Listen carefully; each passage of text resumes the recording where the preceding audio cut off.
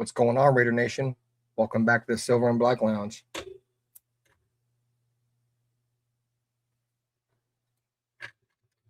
This is the home of the Just Win Baby podcast. I'm Raider Ben. Joining me tonight, Black the quarterback, Nutty Raider Nate. Dirty's taking the time off tonight, man. It's his wife's birthday, man. So shout out to them. If you're new to the channel, hit the subscribe button, smash the like button, become part of the fastest growing community on Raiders YouTube. Training camp is almost here. And this is where we're talking about competition spots are going to be available. Every roster spot is earned. Every rep matters. And somebody's about to make a name for themselves. Tonight, we're breaking down the biggest training camp battles Raider Nation needs to keep an eye on before the pads come on. Who emerges as Raiders' top wide receiver? Can someone separate themselves from the pack, or are we headed for a battle of number twos? Who's stepping up in the secondary? There's jobs up for grabs, and the competition's going to be fierce. We'll also talk about the offensive line, who's going to protect the quarterback and who earns those starting jobs in week one. Every year, there's that one player nobody is talking about until training camp starts. Who is your camp sleeper, chat? Which player is about to surprise Raider Nation and force the coaching staff to make notice? Throughout the show, we'll take your comments, answer your questions, and debate every hot topic surrounding the silver and black. So before we get started, let's know in the chat, what's your biggest training camp battle that you're looking forward to see? And then who's your breakout player that you have in the training camp? Grab your drink, settle in. Let's talk Raiders football. This is the Silver and Black Lounge. This is the Just Win Baby podcast. Just win. Which team, by colors alone, is identifiable around the world? The autumn wind is a Raider. Which team, by slogan, commitment to excellence? Pillaging just for fun. Just win, baby. He'll knock you round, All those things then upside down, are the Raiders. and laugh when he's conquered and won. When you have great coaches, then after you have great coaches, you get great players. You have a great organization, and you tell them one thing: just win.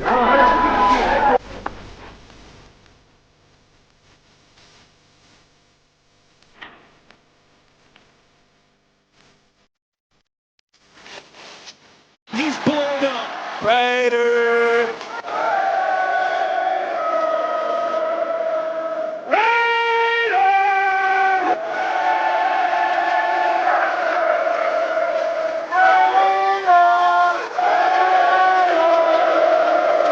Just win, baby. The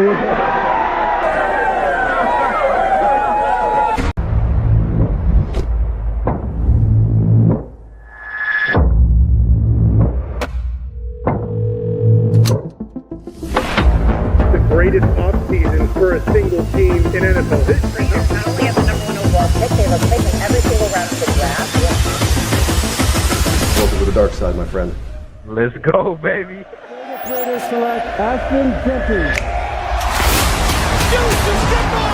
Bowers made the catch. Running. There. Reach the 5. Touchdown. Oh, Alina. Over the middle. Plunge up in the air. Back picked off by Mack.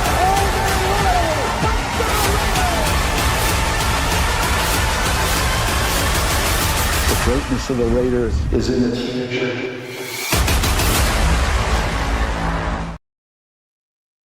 Yo, what's going on, Raider Nation, man? Just Win Baby podcast, man. We're here. Catch us here every single Friday night. Usually it's 8:30 p.m. That's usually when we go live, depending on when I get off work and when I have to close the shop. Sometimes it's later, man, 10:30. So we here. We talking training camp. We got training camp dates up ahead. Players getting a report to camp. Let's see what the actual dates are. I actually have. So I have the dates. Let's see. So the official dates for training camp. I just had them here. So rookies will report July the 23rd, with veterans reporting July the 28th. So we'll be talking about that, training camp battles, whatever have you.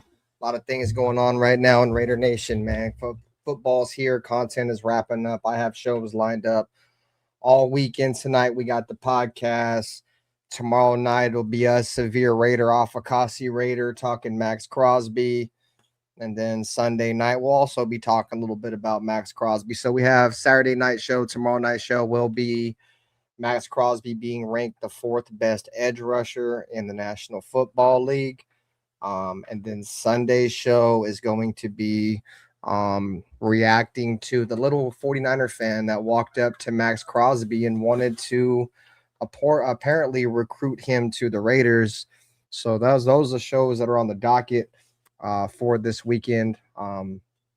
Like I said, appreciate you guys for coming through as always, regardless of what channel you may be watching this show on. You might be watching on the Silver and Black Lounge with Raider Ben. You may be over there on Business Decision Sports with the homie Black. You might be in the Loaded Box with Nutty Raider Nate. But wherever you are watching this show from, man, we really do take very, very much appreciation of you guys coming and hanging out with us, because like Dirty says, bro, and it's true, and you feel me, shout out to my man, there's a million other things y'all could be doing on a Friday night, bro. You're tapping in with Raider Ben, you're tapping in with Nutty Raider Nate, Black the Quarterback, Dirty Raider, man, and we gonna come here, we gonna try to keep you guys as entertained as possible, as informed as possible, and hoping that you leave this show, man, like, man, those guys actually know their shit a little bit. You go around, you tell your friends, you feel me, hey, check out the Silver and Black Lounge, check out the Loaded Box, check out Business Decision Sports, check out, you feel me, the Natural Born Raiders podcast. Share it out to your friends, hype up these live streams, man. That hype button is the new thing to really push channels nowadays, guys. So if you're catching the replays, there's now a hype button. You're only allowed to hype up so many live streams during the week. I hope you guys are taking at least one of your hypes and hyping up this show.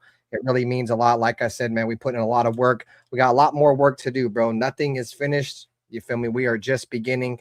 I'm trying to get back into my form again. You guys know me, bro. Like, once I'm locked in, I'm locked in. You know what I'm saying? And I'm getting there. I'm going to start slowing my talking down. I think a lot of me not being able to talk right is because I talk too fucking fast.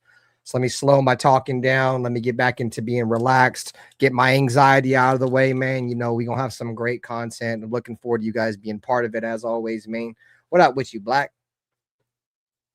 What up, Jody? I seen you and the Good Raider over there having a nice little conversation. Was like a little hour and a half joint or something. Yeah. This is my third live today. So y'all hit that like button, because don't nobody go harder than we do. Yeah, man. There's a lot of topics that are up right now. I don't know if you guys saw, but right after I did like that Brock Bowers show, now I guess a poll came out where everybody how they did the NFL execs voted Max Crosby. I guess all the NFL execs and players around the league voted Brock Bowers is the best tight end in football. I mean, I don't think any of us second guessed that. But after a great season by Trey McBride, and I didn't even know he was that good. After that dude had like 120 something receptions, broke the record, had like almost 1,300 receiving yards or something like that, bro. Like 1,200, something like that. We went over the shit yesterday, bro. Crazy. So, even after a great season like that with Trey McBride, for them to still feel that way about Brock Bowers, like I said, we never doubted. I never doubt. I know who the best tight end is in the league, but even after missing so many games, bro, to see that Brock Bowers still gets that recognition, I think means a lot. You know what I'm saying? Especially because he's still young in his career, bro. Brock's only been in the league. This is only his 3rd season. You feel me? So getting those kind of honors means a lot early. But before we get into anything else, guys, shout out to the chat, bro. We got Bruce Willis in here. We got Sacktown Raider Mike. We got Raider Paul. We got Alfredo. We the people going on, man. D Menace catching a live one. I see you, D Menace, bro. Appreciate I was just that. thinking about you, D Menace. I was just wondering about I'll be wondering about you, Brody. Alfredo posting the Brethren's channels. Make sure you guys are subscribed. What up, Raider Shep? I like Dante Thornton, bro. I think he's got some work to do, but I think there's potential there. Who else we got in here? That's everybody. Anthony Provencio. What's going on, guys? So, guys, Nutty Raider Nate, what's good, bro? What's good, brother? What's happening? What's going down? Shit. How was your week, my friend? I ain't talked to you in about it's been like a week, right? Since we done the show. How you been, gang? Yeah. Another day in paradise. Working. Work. Yeah. Work, man. So you can play, bro. That's kind of how life goes. Yeah. So I proposed this question to the chat, and I'm gonna ask you guys this again before we get into it any further. Who's your guys' camp standout? Like, who do you think is going to be the breakout player, Chad? I want to know in the chat who you guys think is going to be the dude that the All Raider Nation is probably going to either be pair witness of, or maybe some guys that we're not too aware of. We're gonna go over the position, and argue or debate if there's a battle to be had. So I think there'll be a nice little conversation to be had here. We're gonna start right from the top. We're gonna start with quarterbacks. So we can only go off who's on the roster now. So Fernando Mendoza, Kirk Cousins, Aiden O'Connell, you son of a bitch. You son of a bitch. What happened? God damn it. Oh, man. I hate that shit, bro. I'm sitting here trying to look at the roster. I zoomed in too far. That's why I think. Come on, bro. Don't be doing me like that. I'm trying to zoom into the check and see. Okay, cool. All right, guys. So are we going to be having a quarterback competition or a camp battle between these quarterbacks? Do you guys think Aiden O'Connell is going to have a shot? Do you guys think Kirk Cousins is the bona fide walk-off that's going to be the starter no matter what happens? Or is Fernando Mendoza going to have a shot here? You guys think there's going to be any kind of training camp battles with the quarterbacks? What's your thoughts? Like, think there's going to be a real battle there? No, I told y'all this from the beginning. It ain't no quarterback competition. It ain't no quarterback battle. It ain't no quarterback nothing.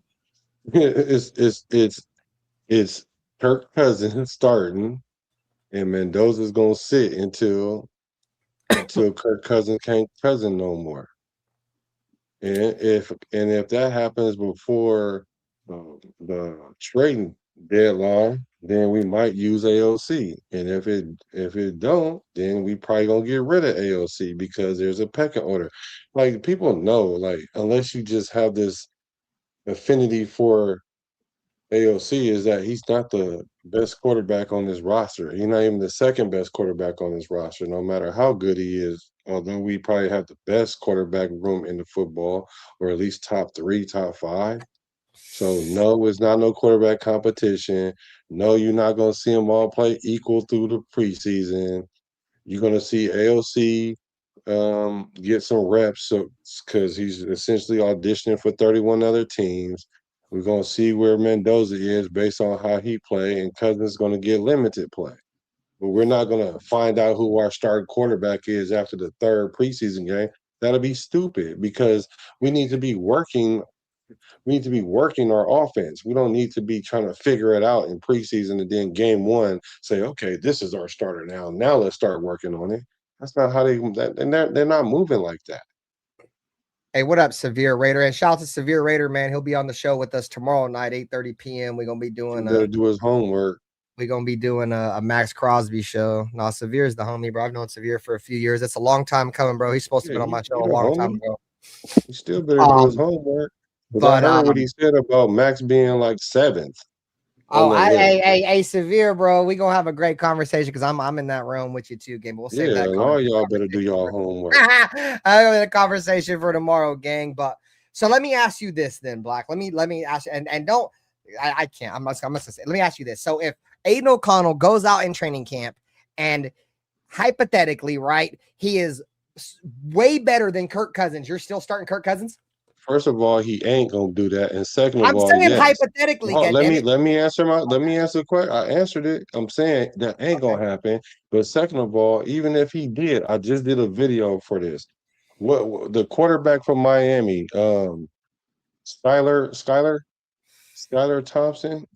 Oh yeah, the y'all kid don't from remember, Miami. Yeah, I know. Y'all don't remember Skylar Thompson, who threw for 5 touchdowns, 450 yards, no interceptions. He was a 7th round quarterback, killed the preseason. I mean, like, annihilated the preseason.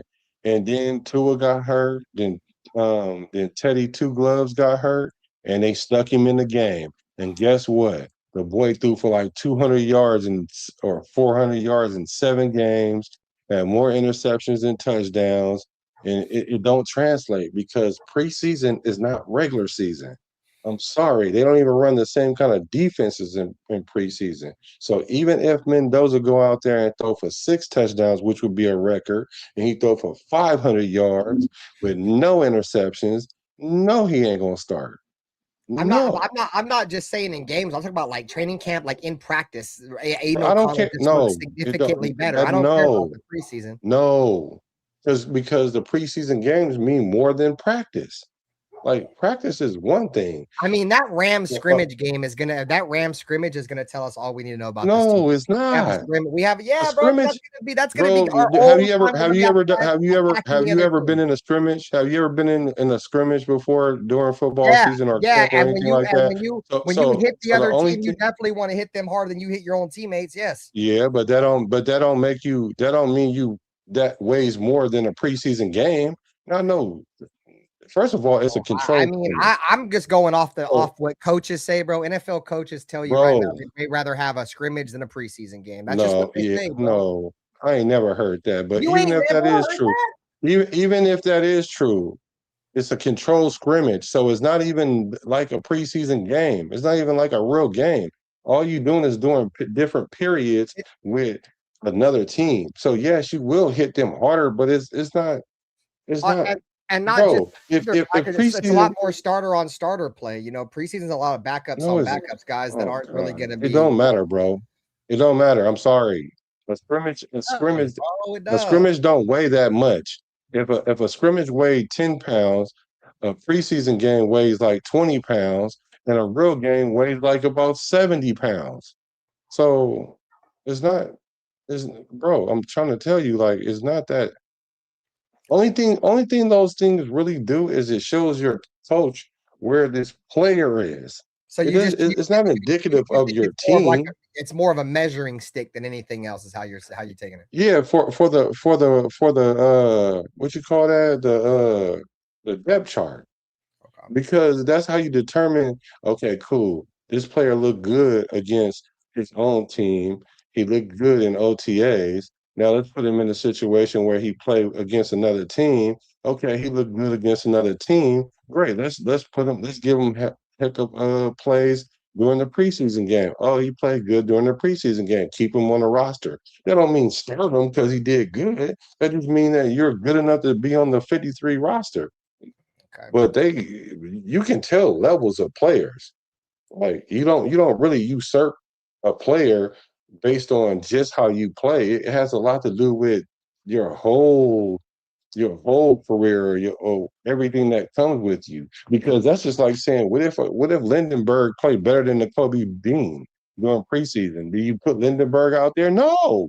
Yeah, but that's not even that's not even realistic though, bro. We're talking about two quarterbacks. That's not realistic. Yeah, But because Cody Lindenberg's not that AOC, good, bro. Like come on, but Aiden AOC O'Connell at this point of his career, I think, is just as good as Kirk Cousins. Anyway, hell before we no. keep debating it, I want to Stupid. Aiden O'Connell ain't won 5 games. Hold on, bro. Let me get into the chat because we did ask. I want to know who your guys' training camp standouts are, who you're looking forward to. So let me get to that, then we'll keep this debate going, bro. Because a lot of people. Aiden O'Connell won 7 games in his whole career, and Kirk Cousins won 5 last year. Severe got Hezekiah Masses, Hezekiah Masses. He said for the quarterbacks, he's looking out for Aiden being that dude. You know what I'm saying? Who else we got here? Delusional. Raider Shep said he's looking for Jack Besh or Jalen Naylor to be that training camp standout, that guy they're looking forward to. Sacktown Raider Mike says Cousins going to win the quarterback job no matter what. Anthony Ravencio said Cousins as well is locked in and quarterback 1. Let's see. He said everyone will think Mendoza. Everybody will see Mendoza as a bust. What up, J-Dog? Y'all sleeping on AOC? I'm trying to tell him, Nate. Wait, how do you sleep on somebody that ain't did nothing? Like y'all keep saying that. Y'all keep saying at this point in his career that he's better than Kirk Cousins. How? Kirk Cousins won 5 games last year in half a season. When AOC he won 2 games the year been in the league for like 30 last. years. What? Kirk Cousins been in the league for like 30 years, dog. Of course he's. We talking about last year now. You just went from as of right now, as of last season, he won 5 games. Aiden O'Connell won 5 games his rookie year. The second year he won 2 games. Like shit, and Kirk then the year Cousins after been in the that, league he ain't for like win no games. Though, So fucking old buddy's only been in the league for like 3 years. Bro, I don't care. AOC can't win 5 games in this league yet. He can't even play. He hasn't even been given a play long enough to win 5 bro. games. Like y'all, bro, you gotta stop this, bro. Because had this been any other player other than AOC, y'all would be calling this guy trash. Like any player that started off winning 5 games, Black, then play 2, then win 2 games, and then win no games. How do y'all think he a starter? How? When you go from 5 wins to 2 wins to 0 wins, how does that equate to starter? How?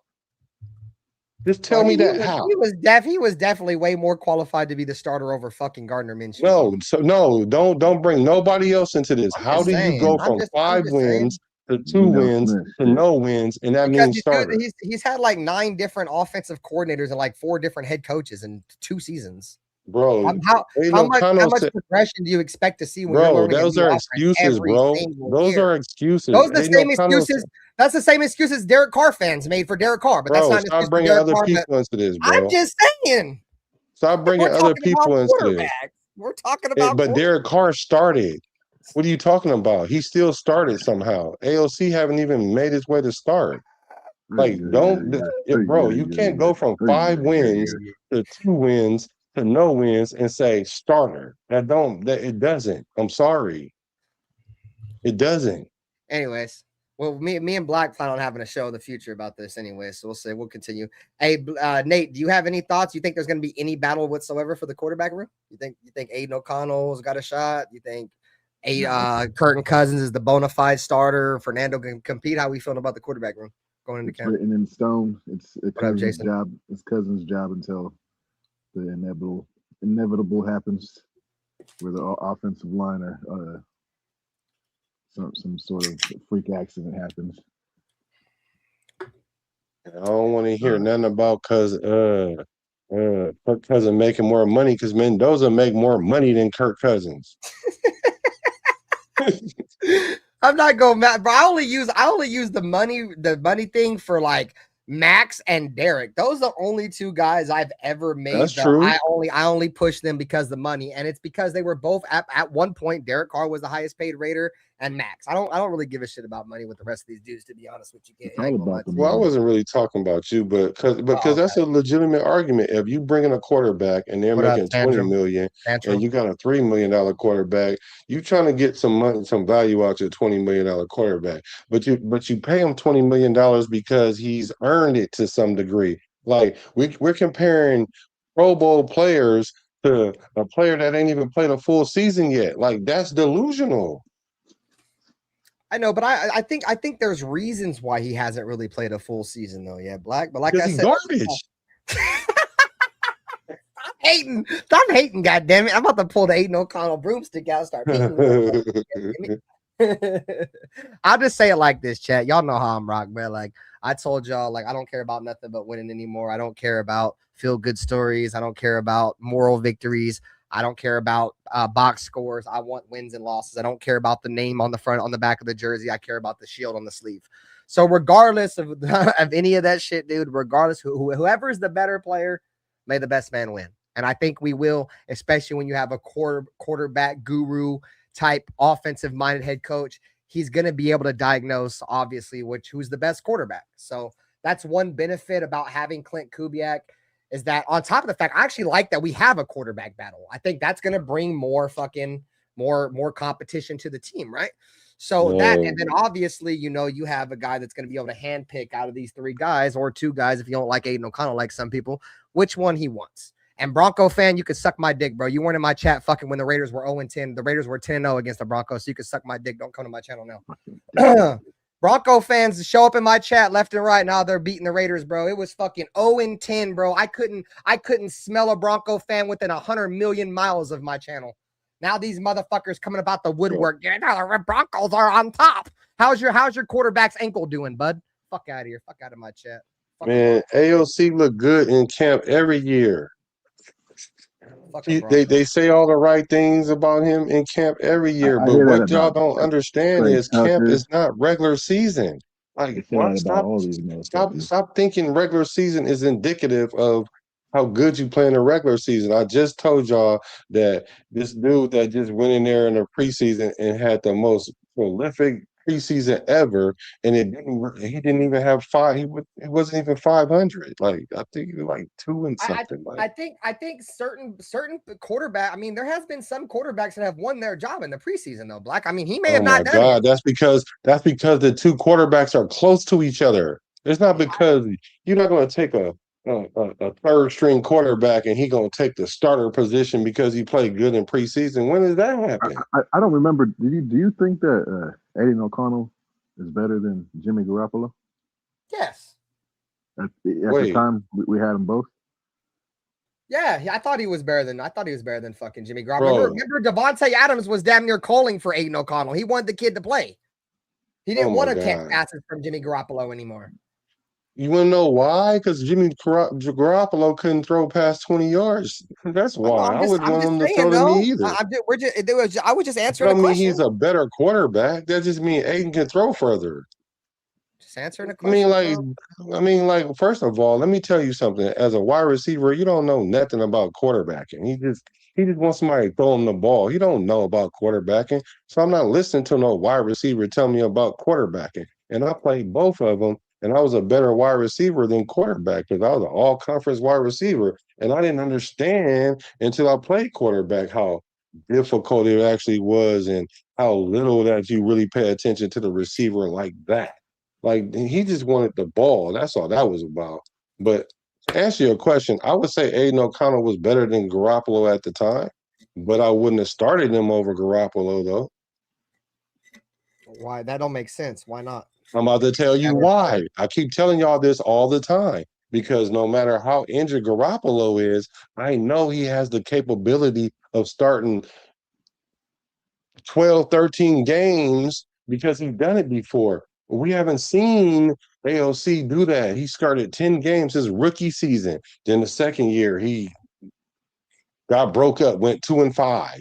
And then the year after that, he went 0-0 because he was unavailable. Like, that's going backwards. Like, don't tell me that this guy is better than this guy. They both garbage, but I'm gonna go with the one I know at least can make it through the maze, even if he went through it. I don't know what AOC can do because he's been showing us something different. He's been showing us he can't. Provencio is doing all kinds of hating on Mendoza in the chat. Mendoza's a buster ass Mendoza. I bet he's third string. Who is that?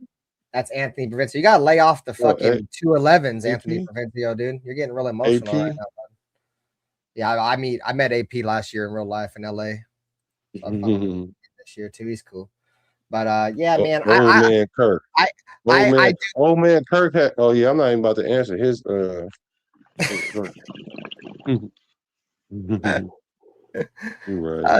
I don't know if he's talking shit or if he's just trying to shut your ass up, Anthony Provencio. All right, so let's move on to the running backs. All right. So I think this is the one running back room where I don't think there's going to be any argument about this is going to be the one position I don't think there's going to be any argument about who's going to be the number one.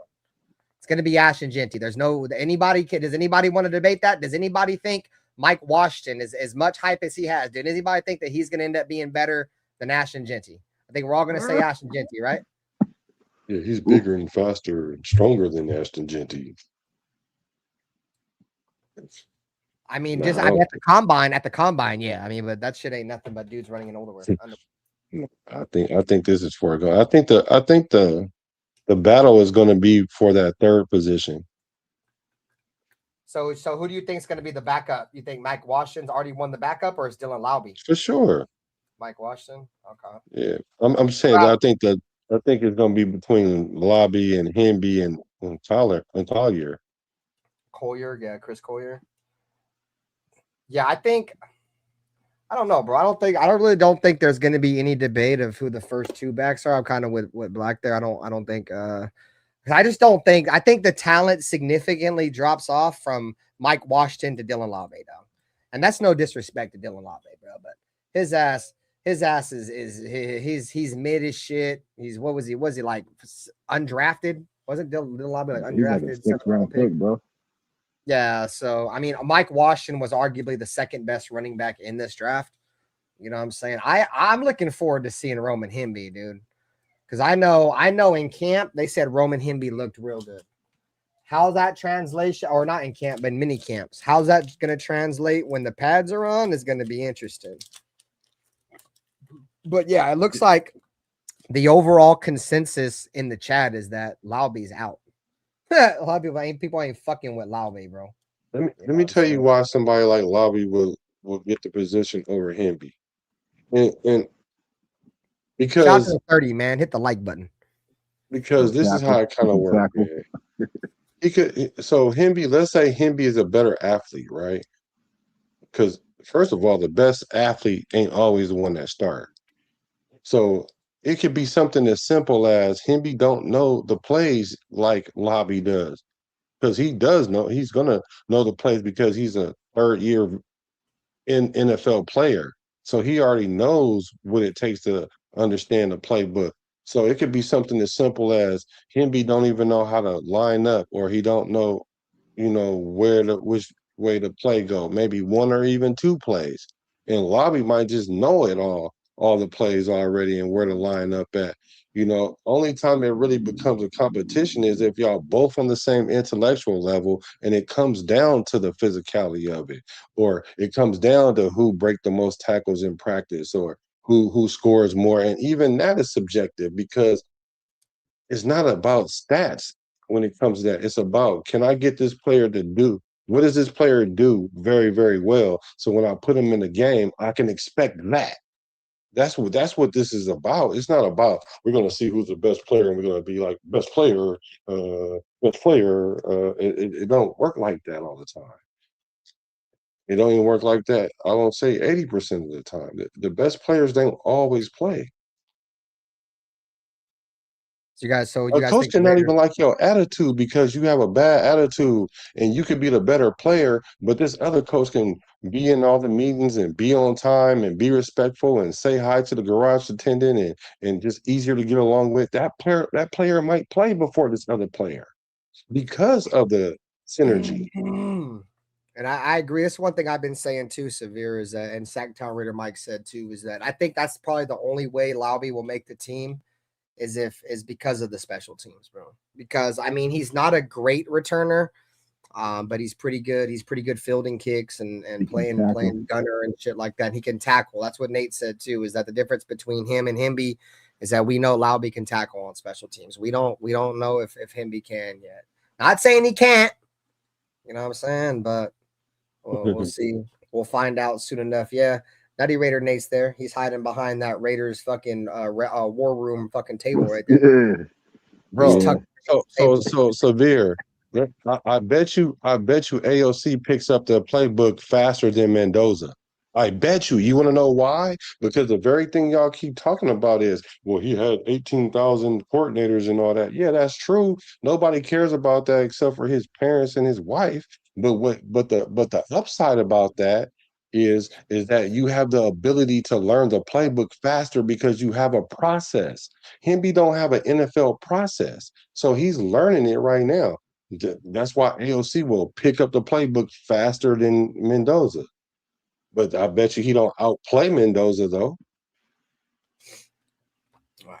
So let me ask you guys this, chat. If we got to keep 3 running backs, who's the third running back? If I got to ask you guys, is it going to be Roman Hemby, Dylan Laube, or Chris Collier? You only get to pick one.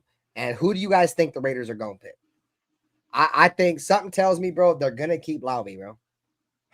I think Laube's going to find a way to stay on the roster, dude. That's who I'm going with.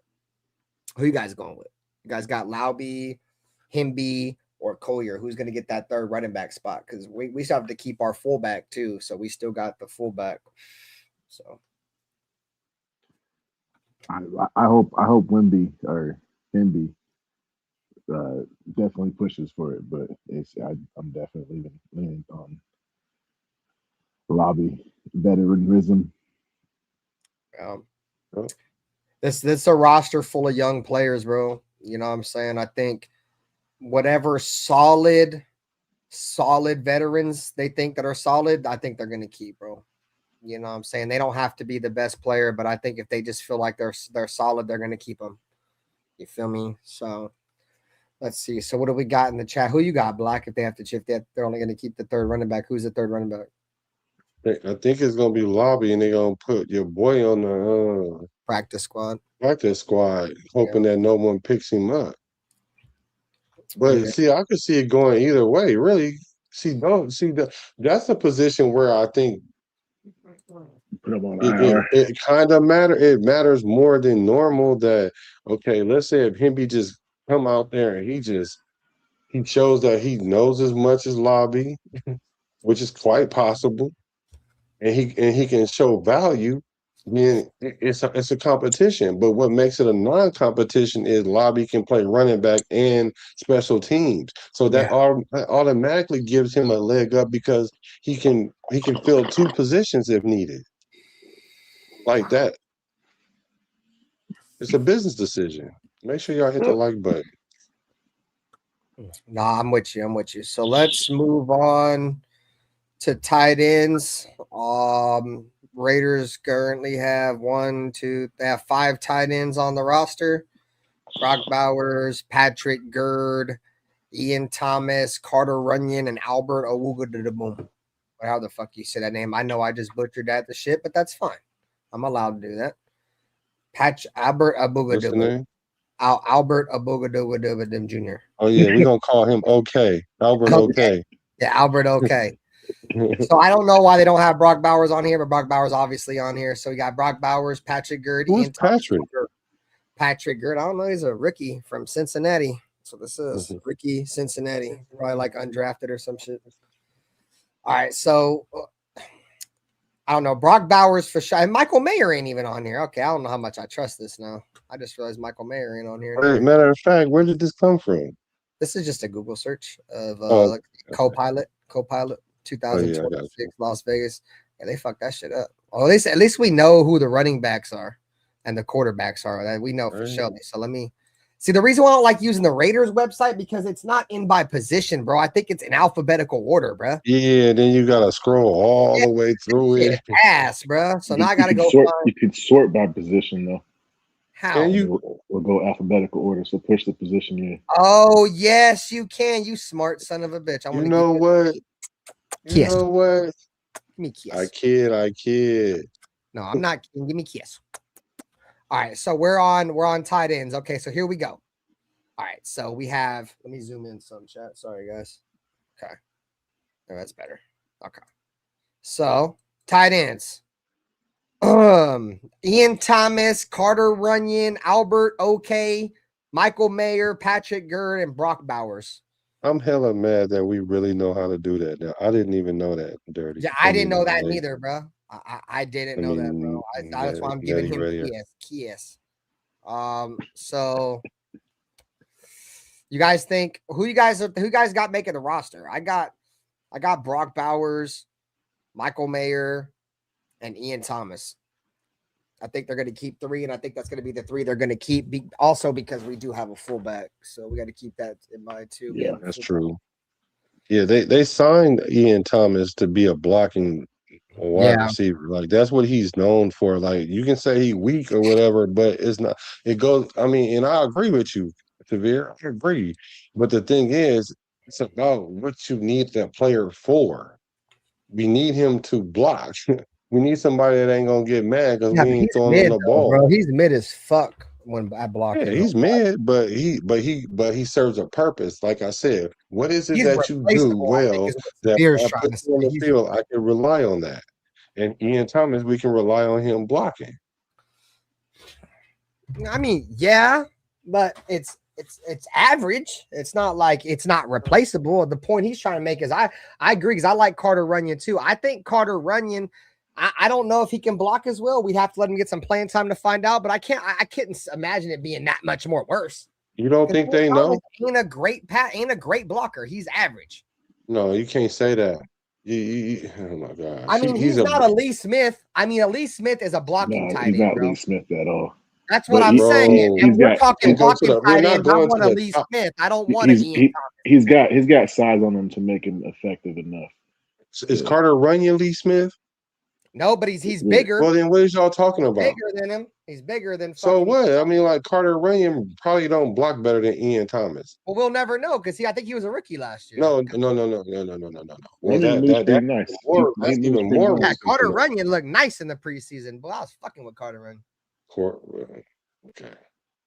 Once again, I keep telling y'all about how y'all waive preseason games. I don't care about preseason. I'm just saying he looked nice in the preseason. I don't give a fuck. It is what it is. If he makes a team, he makes a team. If he don't, he does. The point I'm trying to make is that, and the only time he's ever got a chance to get out there and play black, he's looked all right. I don't care about it. Probably, I know it don't hold no weight, but we can only judge him off when he's played, which has been the preseason, and against guys that were similar of his skill level, he played decent against. That's the only time you and I can gauge that. But you don't think that they know how well that this person can block? Like it doesn't. They got tape on the guy. Like it's not like he's gonna. It's not like they pulling them fresh out the package. Like they know what the guy is. That's the reason why he's on the team. If I'm being real, they gave that full nice full contract, Ian Thomas, bro. He's making below average. Why did they give it to him? Because they know what he could do. They don't just give it to you because your name Ian. It was fucking Pete Carroll when he did a bunch of dumb shit. No, because he got released and they re-signed him. He's got no, they re-signed him. He don't even know half the shit he did. Bro, he only had 1 year contract. They re-signed him. They went out and re-signed him. The Raiders re-signed Ian Thomas this year? Yes. Oh. They went and got him. He was gone. I'm not a fan. And he wears belly jerseys, dude. Any grown-ass man that wears a belly jersey, he could have left. I wouldn't have. My boy wears a belly jersey, dude. Like, I'm done. It is. I mean, that's I guess that's personal shit, right, Black? And I get some dude. I do. I mean, Ian Thomas is all right, bro. I'm not saying he's terrible. I just feel like there should be some competition. Carter Runyon should be able to compete with that dude, bro, and possibly win. Bro. I'm not saying he's going to. I only seen Ian Thomas in one press conference, dude. He was in a press conference in a belly jersey, dude. I was like, yeah, I'm trying to turn this off. You don't know nothing about that. That's before your time. And they bringing that's cool. That shit weird to me. That's because you ain't never had a 6-pack. I had a 6-pack in my fridge. Fuck you talking about? That's the best one right now, right? Hey, shout out to the chat, man. Fucking with us, bro. We appreciate y'all. Let's see if y'all got anything for us in the chat. So why did they bring him back, Severe? Why did Clint Kubiak bring him back then? Severe no ball, bro. Me and Severe, like, see this. There's certain motherfuckers, bro, that I like my mind's click with, bro. And he's but answer the question. Why did they bring him back though? Then maybe because the lack of veteran depth that tied in, because the other guys are all rookie young players. Maybe. So they brought him back before the season even started. Yeah, see, like Severe said, I mean, we signed Philip Dorsett too. What the fuck's I got to say about anything? What do you mean? He's a camp body. He's a camp body. And Ian Thomas might be a camp body. That's the point he's trying to make. Let me finish my sentence. Okay. And what y'all don't, and I'm not. I know we both cutting each other off. I'm just saying this is what I'm saying. As far as him, he has an actual shot to actually kind of make special teams, or he actually knows how to play the position of wide receiver because he's played on different teams. Ian Thomas is a tight end, bro. He's not playing no wide receiver. Bro, you just said Philip Dorsett. Oh, you're talking about Dorsett. Okay, sorry. Yeah. So I'm just saying, this is not a black thing. What I'm saying is y'all can say what y'all say about Ian Thomas, right? But this regime went out and got him. They went and got him before they could have waited. They could have waited, but they wanted him to be in camp. Yeah, sure. He might not be up to y'all standard of what it is, but honestly, Kubiak is like, I could use him to do something. And that's something that he need him to do. That's all he needs to do. He don't need to come in and catch. He don't need to come get 4 or 5 touchdowns. He don't need to do none of that. We just need you in 13 personnel and keep that DN off our quarterback. That's what we need you to do. So this is my thing, bro. This is my thing, dog. I feel like if you get Clint Kubiak as your coach, regardless of what position you play on offense, dude, he's gonna make you better.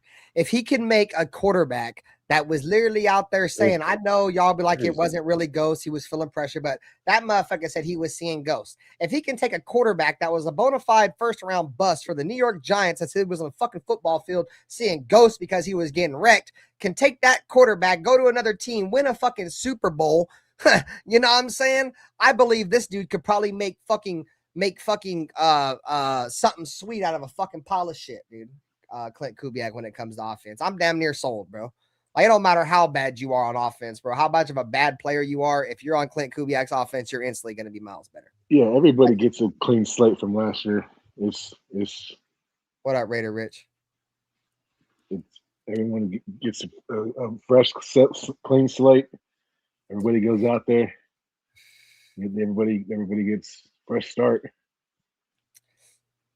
And I'm with you, Anthony Provencio. I do think, all bullshit aside, Ian Thomas is a good all-around football player. He is. But I do believe there should be some competition, because that's what we're talking about, right? Training camp competitions, battles, right? I think there needs to be a battle between him and Runyon. Runyon's got to try to push him, dude, because Push him to do what? Push him for his roster spot. Like, bro, I'm coming for you. But to block? Oh, as just a tight end overall, blocking, receiving. But we're not bringing Ian Thomas in to be an overall tight end. That's what I'm not understanding. You guys are like, well, he needs to come in and push him. Push him to do what? Block better than him? Because that's the only thing we need Ian Thomas to do. We don't need him to catch. Yeah, but that's what his job is, to block. Average. That's the reason why they signed him, is to block. They didn't sign him to be an all-around tight end. Well, that kind of makes you predictable, though. That means when we have Ian Thomas on the field, we know for sure. Now when you got 3 tight ends in the game, like I said, you only just need him in the game to keep the DN off your quarterback. I suppose. That's it. Shout out to the 20 in the chat, man. Hit the like button, subscribe. We appreciate you guys chilling with us tonight, man. Plenty more off-season content as we get ready for football season, training camp, getting ready to kick off here in about 2 weeks. We here just talking about possible training camp battles. You know what I'm saying? What up, Raiders, Shep? So let's see. So let's talk about offensive tackles. So we're gonna go over position. I know there's an argument there for DJ Glaze.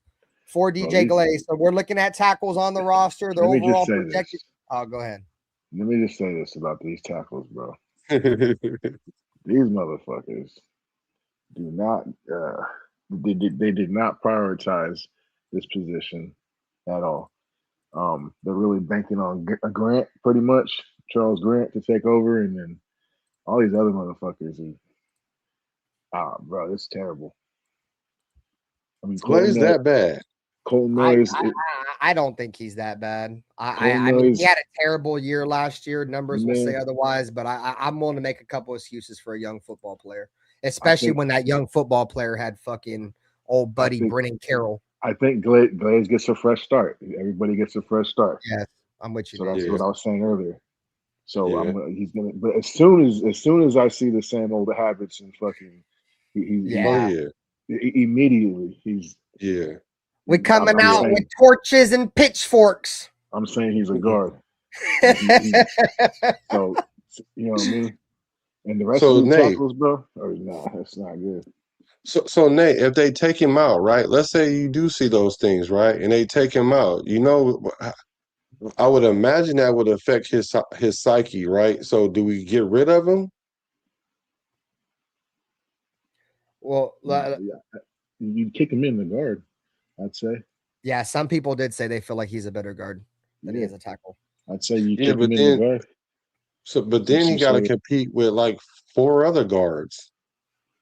So I hate to cut you guys off, but before we keep going to shit, Raider Rich did drop a super chat real quick, and it's about the tight end group that we just talked about. So I don't want to move on too much past. It's almost time to pay him. So I don't think we pay him. So there's your answer. Ooh, oh yeah, right. DJ Glaze. Yeah, after next year he's due for a contract. So Raider Rich this is about regarding the tight ends. He said, "Is that why we have Michael Mayer is for blocking?" No, Say that again. I think because we're talking about blocking tight ends. He's wondering is Michael Mayer going to be that blocking tight end? Is that our expectations for Michael Mayer? Oh no, he said isn't. No. He said isn't that why we have Michael Mayer for blocking? No. See, all our tight ends going to need to block this year for sure. Okay, but what it's going to be is it's like even Brock Bowers needs to block this year, but he don't need to block as much as Mayer. And Mayer don't need to block as much as Ian Thomas. But Mayer is probably a better blocker than Brock Bowers. Oh, Michael Mayer is definitely a better blocker than Brock Bowers. Brock Bowers, I'm not trying to say Brock Bowers is a terrible blocker, dude, but nobody on your team is expected. Georgia didn't even expect him to block. You know what I'm saying? Like you got Brock Bowers, he's not blocking. You feel me? Like Yeah, we don't need you to block, bro. Yeah, because now you got you're probably your best offensive weapon taking unnecessary hits. They don't want you to hit him off the line of scrimmage. They just want free releases all day. You know what I'm saying? I think that's another thing that makes Brock Bowers so special is that he's so great, bro, in terms of his route running. His cuts, everything is so great about just how he operates as an offensive player. I mean, Kubiak said it himself, bro. He's an offensive robot sent from the heavens. You know what I'm saying? I've called him a unicorn. That was my statement for Brock Bowers. He's a unicorn, bro. When you play tight end, bro, like most defenses are giving you free releases, bro. Like there's very many teams that hit inline tight ends. You know what I'm saying? Why you think Travis Kelce's been killing the league and all these other tight ends, Rob Gronkowski? Too big. They're too big. Yeah, if you don't hit them off the line, which is extremely hard to do, you're pretty much going to fry you. That's why when everybody be like, well, why is Kelce wide open when everybody knows he's going to get the ball? And why is Brock Bowers always open when he knows he's going to get when the team's always, it's because how fast he gets off the line, bro. Like he's off there. Like by the time the quarterback hikes the ball, this motherfucker is already crossing the field in a crossing route already. Like he's not getting touched. Most wide receivers are getting touched or something. Tight ends, inline tight ends for the most part, never get bumped. Never. Well, because if you're a lineman, you don't want to get touched by the tight end. Like you don't want to be in the way of the tight end, and then consequently, you don't want the tight end to get in the way of the DN because you want the tight end to go ahead and get out into coverage. Like the reason why Kelce get open is because they always got to play zone where he at, and he just run to the zone and turn right around. Yeah, so that shit. And so that's how he don't even run routes no more. He just run to the zone and just turn around now. Like, so, the thing about it is you don't want Brock Bowers blocking a lot because then you take one of your elite receivers out of the pattern. Shit, not just one of your elite receivers. Shit, one of the best playmakers in the entire National Football League. You don't want him blocking. Fuck all that. Well, you need him to block sometimes, but yeah, like you said, you don't want him to be out there blocking a lot. If anything, you might want to use him to chip and shit, let him get on the route, bro. But you're definitely not wanting to. But I've seen Brock block though. Oh no, he just ain't the best. All right, so let's move on with the tackles, guys. So I don't. There might be a competition there. When I look at the right tackle between Charles Grant and DJ Glaze, like. I'm willing. I do think Charles Grant is decent. I mean not Charles Grant, but DJ Glaze. I'm willing to give him just a little bit of a nudge for last year, man. You know, a lot of players that come into year one, they have some kind of success. Usually teams in year two, they'll figure them out a little bit and they get exposed. I think that happened to DJ Glaze. I think that teams went to the offseason, they seen his weak points and they exposed him a lot this year. And on top of that, he had Brennan Carroll. You know what I'm saying? So I can go on and on about it. So I'm willing to see how he performs this year.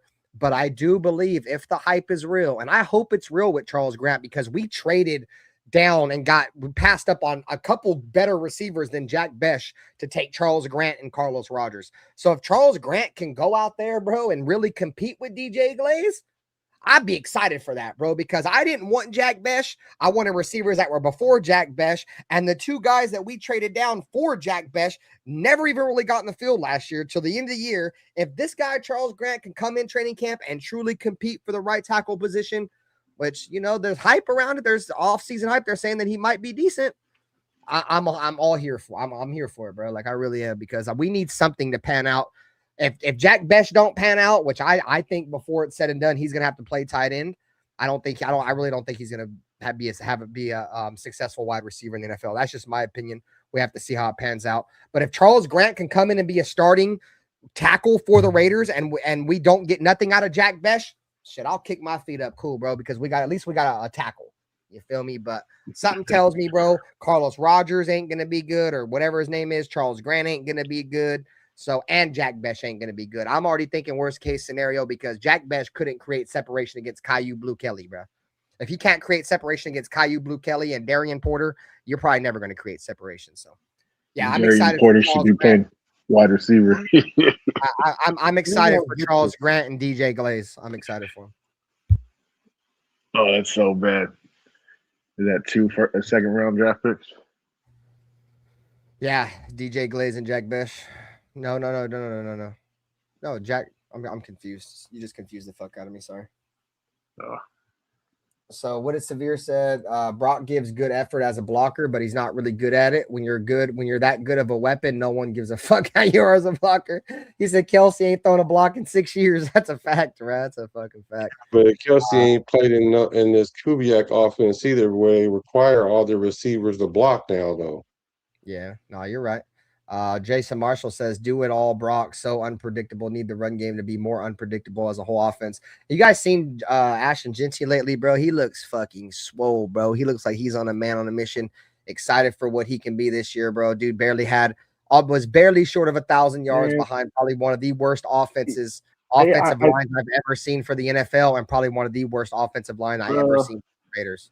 I saw that video. He was talking about, I've been eating ice cream, cake, candy. I was trolling at first. I was trolling.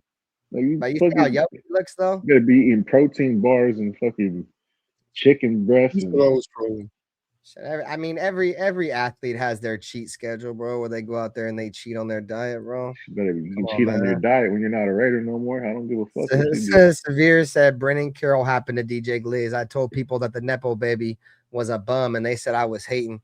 No, I'm with you. I'm with you, Severe. That's the reason why I'm down to give DJ Glaze the benefit of the doubt this year.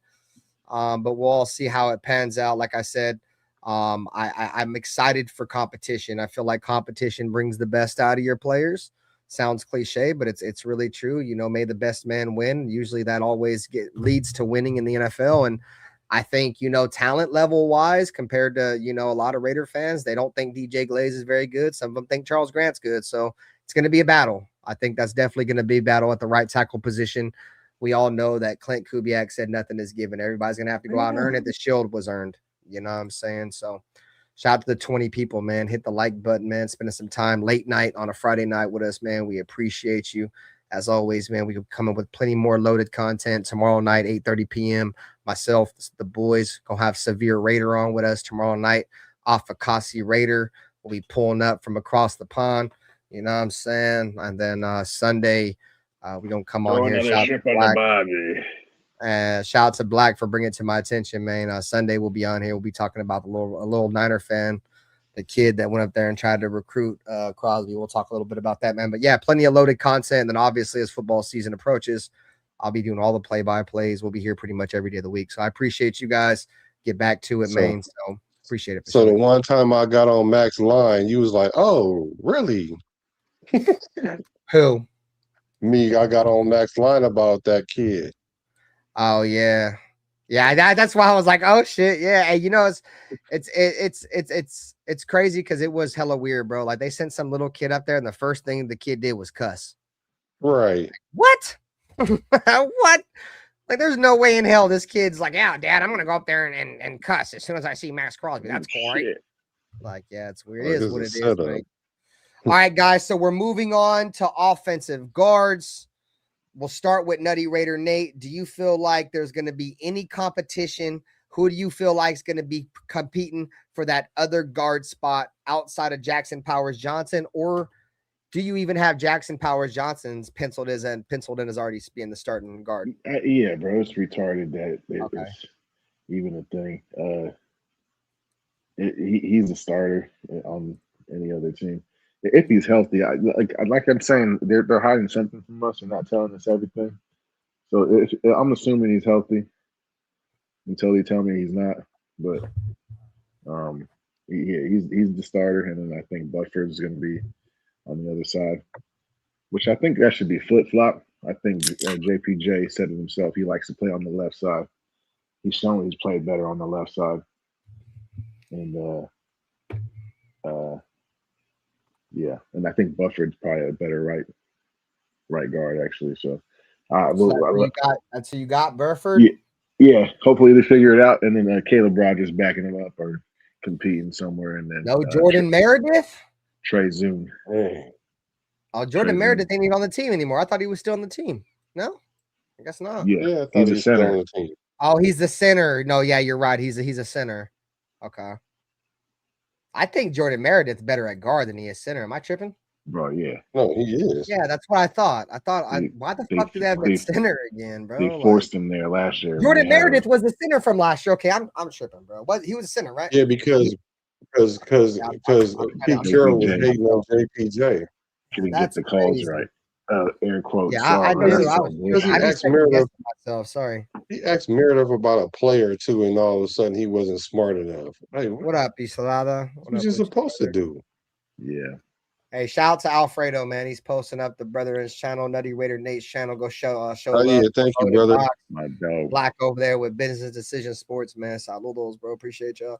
And that boy said Genty over there burning ice cream and cake off doing TikTok dances. Please tell me Ashton Genty is not doing TikTok dances. Yeah, Please tell me. bro. He with all this young crowd shit. Also, bro. that's You know why he that be shit. doing them dances. His touchdown dances look like that. Yeah. So that he be acting like what's my man's name that played corner and Travis Hunter. He over there acting like Travis Hunter. Yeah, they in the same draft class, so it makes sense, right? Right. Nah, I mean, he's a kid, kid's gonna do kid. It's crazy to think, bro, Yeah. that you see like the whole wave, the whole fucking like that's where the celebrations came from, bro. Like that before you never seen defensive team celebrations, bro. Then social media got popular, motherfuckers was fucking with dances. Now you're like, NFL's like, yeah, let me put some team when they get interception, everybody's gonna go in the end zone and do a dance. Just brings engagement. That's really all that shit is. I'm excited for Trey Zune, guys. I don't know if this is his year. It's probably not. Barring the health of the tackles, but from everything I'm hearing, from what I saw at the combine, from what I seen in on tape, him playing against the SEC, he's played against some decent pass rushers. He can play everywhere, bro. Like I did see somebody in the chat earlier. This may be Colton Miller's successor here in a couple years. And let's just say hypothetically, chat, let's say they don't fuck with either DJ Glaze or Charles Grant. I mean, Trey Zune can play right tackle too. So what I mean, would it be crazy that Trey Zune He's goes all the way definitely a to wild right card. tackle? He's a wild card. I'm gonna be Yeah, that's what I'm saying. He's gonna be Trey Zune's gonna be that interesting dude in camp, dude, because they've all said in mini camps he's played well and he can play everywhere, bruh. I feel like outside of left tackle and center, he's gonna have a chance to compete for every single one of them spots. You know what I'm saying? So I might be tripping, but I know coming out of college, bro, he can play everywhere, bro. Originally, they were saying he was a JPJ's replacement. Yeah, I think he's definitely a guy to keep an eye on camp, dude, because he could play guard or tackle for sure. Obviously, there's Connor Hayward there. He'll obviously by default make the team, unless for whatever crazy shit something happens and he's not very good. So we covered all the offense, right? Quarterbacks, running backs, tight ends, and linemen. Okay, cool. Oh, wait a minute. Let me tell you who my lineman is. Oh, I'm sorry, bro. I'm sorry, dude. My bad. No, I was just thinking because see the thing for me is Trey Zune can play all the positions, right? And obviously he can play left tackle, which he probably can play right tackle. But the knock on him is that his arms is too short to box with God. So I get it, right? So they like, okay, we can put him at guard and he'd probably be more effective at guard. So I'm thinking the only way that he ends up playing tackle, tackle is if Grant doesn't hold his end of the bargain up, right? But I don't know because I don't know. I like what I see from Grant. It's just that to me, that experience that Glaze has, that it's kind of like you say, then everybody got a clean slate too. So it's kind of like he has to fall from grace in order for him to lose his position. Now, can he lose it in the season? If he started giving up a gang of sacks like he did last year, yeah, he can lose his position. But I just don't think starting the season off, he'll lose his position. And then it's going to be JPJ, then Linderbaum, and then see, this is where I need to see, because Burford is probably the person But you would think conventional wisdom would tell you Meredith when Meredith was really a high-ranking guard before he got switched. And then you got Zune over there, and then you got Taylor Rogers, which everybody seeming to love. So I don't know. I don't know about that position. I don't. So I kind of got to lean to Burford, but I just don't know. I don't know. I'm not using OTAs as a bar for my lineman, not my O lineman, not even D lineman, but on my O lineman. I'm not OTAs don't mean nothing. Yeah, because there's no contact. That shit, Yeah. everybody's hitting each other. You can't really determine who's gonna win in the trenches and shit realistically until camp comes. Because I was on teams where you seen this big old lineman and he like, oh, he's playing for us. And then when we get them pads on, that boy's softer than marshmallow. Yeah, that part.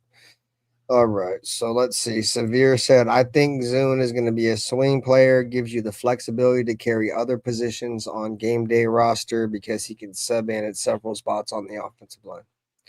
Now, he's going to be interesting, bro, because there's at least 2 open spots on this offensive line, and he's going to have a chance to really compete for both of those spots. So it's going to be interesting to see how that pans out. So let's move on. Let's transition to defense. We're going to be talking about potential training camp battles at the defensive tackle position.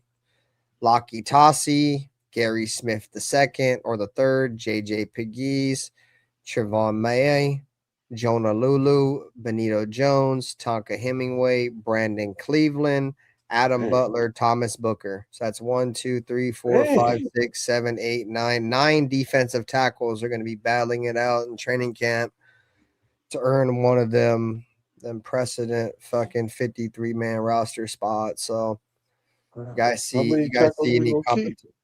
any comp? I mean, I feel like 6, I think, or 5. I think 6.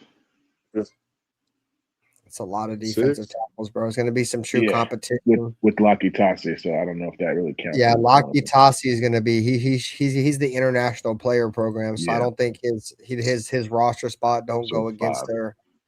Yeah, so who were they again? I'm sorry, it was Butler, Gary Smith III, JJ Pegues, Trevon May, Jonah Lulu, Benito Jones, Tonka Hemingway, Brandon Cleveland, Adam Butler, and Thomas Booker.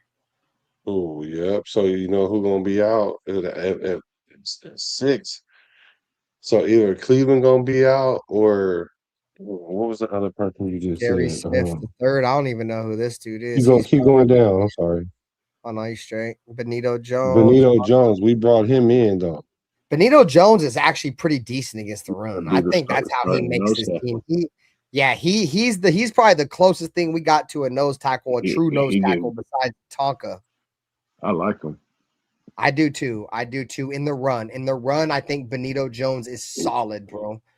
Against the pass, I mean, but we're going to be running a lot of nickels, so I'm not really too worried about him being on the field in pass situations. But as a true 3-4 nose, yes, I think Benito Jones can get the job done against the run. I'm with you, Nate, for sure. That's probably why we brought him in. He was good, bro. He was good when the Dolphins picked him up, and for whatever reason, he's just stunk.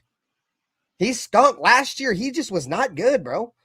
I mean, he was a solid football player. The team kind of just departed. Yeah, exactly. Their whole team was kind of ass. It's hard. It's like they were kind of like the Raiders. It's hard to judge when your team had bad coaching, and that's no diss to Mike McDaniel, but we all knew Mike McDaniel lost that locker room, dude. He had been lost that locker room. That's why he lost his job. He started wearing the khakis a little bit too high. He was pulling up past his ankles a little bit too much. You feel me? And showed his cards, and the locker room figured him out like they figured out Antonio Pierce. They had to let him go. You know, certain guys aren't meant to be coaches. You feel me? Like, you're a little bit too immature, and that's no diss to Mike McDaniel. I think he's a great offensive mind regardless, but I don't think right now he's too young, and he showed in Miami, and he kind of got dealt a shit hand by getting Tua, because I think Tua is shit. I didn't think Tua was very good when he came out of college. I'm not a big fan of Tua Tagovailoa, yeah, and I'm not a big fan of left-handed quarterbacks in the National Football League. You look over the history of the league. There's not very many left-handed quarterbacks that come into the league that win Super Bowls. I mean, it's small list. You got like Steve Young, left-handed quarterbacks. Period. when That's Milo the was point I'm good. trying to make is I mean, Mike McDaniels kind of got dealt a shit hand for a lot of the reasons, but that's not on him. But anyways, this isn't Should we bring back Christian Wilkinson? I mean, if he's willing to, if he's available, the Raiders will bring him back.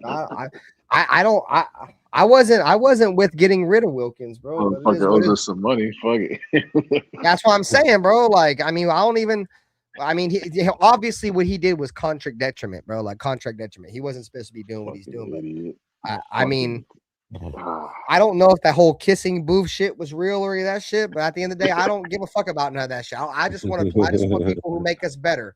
And I think you talk about all the help that Max Crosby has ever had. I think that was the best chance the Raiders ever gave Max Crosby help was when we got Christian Wilkins. And unfortunately, no diss to Adam Butler, but he ruined that because once he got the sack and Adam Butler jumped on his fucking back and injured him, it was all downhill and he never played for us again. I'm not gonna blame. And that was the best play Adam Butler made all Yeah, season, bro, that part, that's the best play he ever made was over here doing a celebration that year, bro. Like, come on, bro. And you just hurt our fucking $100 million defensive tackle doing some dumb shit. You know what I'm saying? So it is what it is. That's a story for another show. But yeah, it was like 2-3 plays before that. Maybe the series before that. Christian Wilkins did the same thing to Adam Butler. Right. They were just going back and forth. Adam Butler's making pennies. Christian Wilkins is making $100 million. I don't want to see my D tackles playing leapfrog. No, I don't like that either. I agree. Part. I just fucking coaching. Stick to your fucking stupid fucking anime shit you be doing and shit, bro. Stop fucking jumping over my players, bro. That's no diss to people who like anime. I just personally think it's stupid. Control yourself. Anyways, defensive tackles. So how we feeling? And you guys think there's gonna be so the overall consensus I think is gonna be Adam Butler, Tonka Hemingway, Jonah Lulu. Obviously, I believe obviously Jonah Lulu and Adam Butler for sure. Tonka Hemingway, I think for sure is gonna make the team. Thomas Booker, I think for sure is gonna make the team. So now we get to 5, 6. We got Brandon Cleveland, Trevon May, JJ Pegues, and Gary Smith. That's your competition, in my opinion, for that last tackle spot. I think Pegues gonna play. He had 4 sacks last year. No, that was Tonka Hemingway that had 4 sacks, bro. Pegues is solid. I like Pegues is solid, but no, that was Tonka Hemingway who had the 4 sacks last year. We're not using him correctly, though. I can see it already. We're trying to make him into a nose tackle. He's not. He's like a poor man's Warren Sapp. Where he's quick enough to. He has a move. He has like a move or two where he can get to the quarterback. But as far as run stopper, he's not really that. But they're trying to make him a run stopper. Remember when they came out of college, Nate, and they were both like, they were both playing offense, like getting handoffs, like fullback. Yeah, I would remember we were on here. I was like, dude, I like JJ Pegues as the handoff guy, like because obviously they're both defensive tackles, right? But I thought JJ Pegues was the better of the two with the ball in his hand on offense. Like he knew how to do a little something with it. I thought Tonka was the better defensive guy. And so far, I've been right with that statement. I didn't really know too much about him except from what I saw. I just know that Tonka's the bigger player. He's a lot more stout than JJ Pegues. JJ Pegues is more of a finesse player. And sometimes, bro, finesse don't get you far in the National Football League, bro. I mean, you got to have some kind of strength to you. Max Crosby's been able to make it work with pretty much no strength and all finesse. You're right. His strength is definitely he's got quick feet. He can move. But he's not a true nose tackle, and that's what we're trying to force him into that position. It's because that's what we need right now. It's fucking unfortunately. Yeah, you were right too. He didn't have no sacks, so that boy did. Tonka's a beast. Yeah, you're right. Them dudes better. Them 4 people, or them 3 or 4 people that you just named. Like Cleveland better earn his spot. Cleveland plays too high. I don't see him making the roster. Yeah, and that's. I mean, he's a big boy, bro. Like he is a true nose, but if he gets caught playing high, dude, as a true 3-4 nose in the National Football League, dude, they will run all over us, bro. We will get ran all over, dude. If he can't stay low, bro. He's a project. I don't even know. If it's just his body, his body shape. I mean, total when you talk is about the low man wins, bro, not ideal. there's when you talk about the low man wins in football, dude, that don't hold more weight than probably a nose tackle in a 3-4 defense, bro. Like he's got to be the lowest, stoutest motherfucker, bro, because 9 times out of 10 he's taking 2. You know what I'm saying? He's taking 2. I mean, go look at Vince Wilfork, bro. Like Vince Wilfork didn't look like that, but he was short, and that motherfucker knew how to stay low, bro, and get leverage. You feel me? So I'm with Nate. If I haven't done a ton of studying on Brandon Cleveland, but if he has a history of playing high, yeah, you won't go far in the National Football League, bro, at nose tackle playing high. I mean, like really at any position, but especially at like in the trenches, especially 3-4 nose tackle where you're the heart and soul of really a defense outside the middle linebacker because everything's coming right at you. He's got like the Jonathan Hankins body. Is that his name? John Hank? Yeah, Jonathan Hankins, yeah. Big time Hank. Yeah. He's got like the body, but not as big, not quite as big as him, but the same kind of structure where he's big old body on top. Yeah. No, I from what I've heard about him, he's a big boy. He's probably the best suited, you know, in terms of body mass to play a 3-4 nose tackle for us outside of maybe Laki Tasi and Taka. But, you know, like I said, that's training camp, right? We'll find out. Like I said, there's going to be a real battle there between the guys we mentioned, Brandon Cleveland, Benito Jones, JJ Pegues, and Gary Smith. I think Benito Jones will probably run away with that. I ain't going to lie. Oh, yeah. I'm interested to really see what Jonah Lulu does this year, Chad. How many sacks he have last year? Like 6? He's on He the had bubble. 4. Tackle spot? He's on the He bubble. had 4. Was it 4? I think so. Let me check. Let me look. I think but still, even 4, bro, in your first year starting in the National Football League as an interior defensive lineman is not a bad number, dude. Like that's not because defensive tackles Man, aren't he even had 5 sacks. Oh, he had That's what 5 I'm sacks in his saying, bro. career. But Oh, that, yeah, but he that had was his 4 only. last year. Yeah, that was only his first year. See, but yeah, The I'm not. I second mean, year, that's his not first terrible. year in 24, he had 1 sack, and in 25, he had 4 sacks.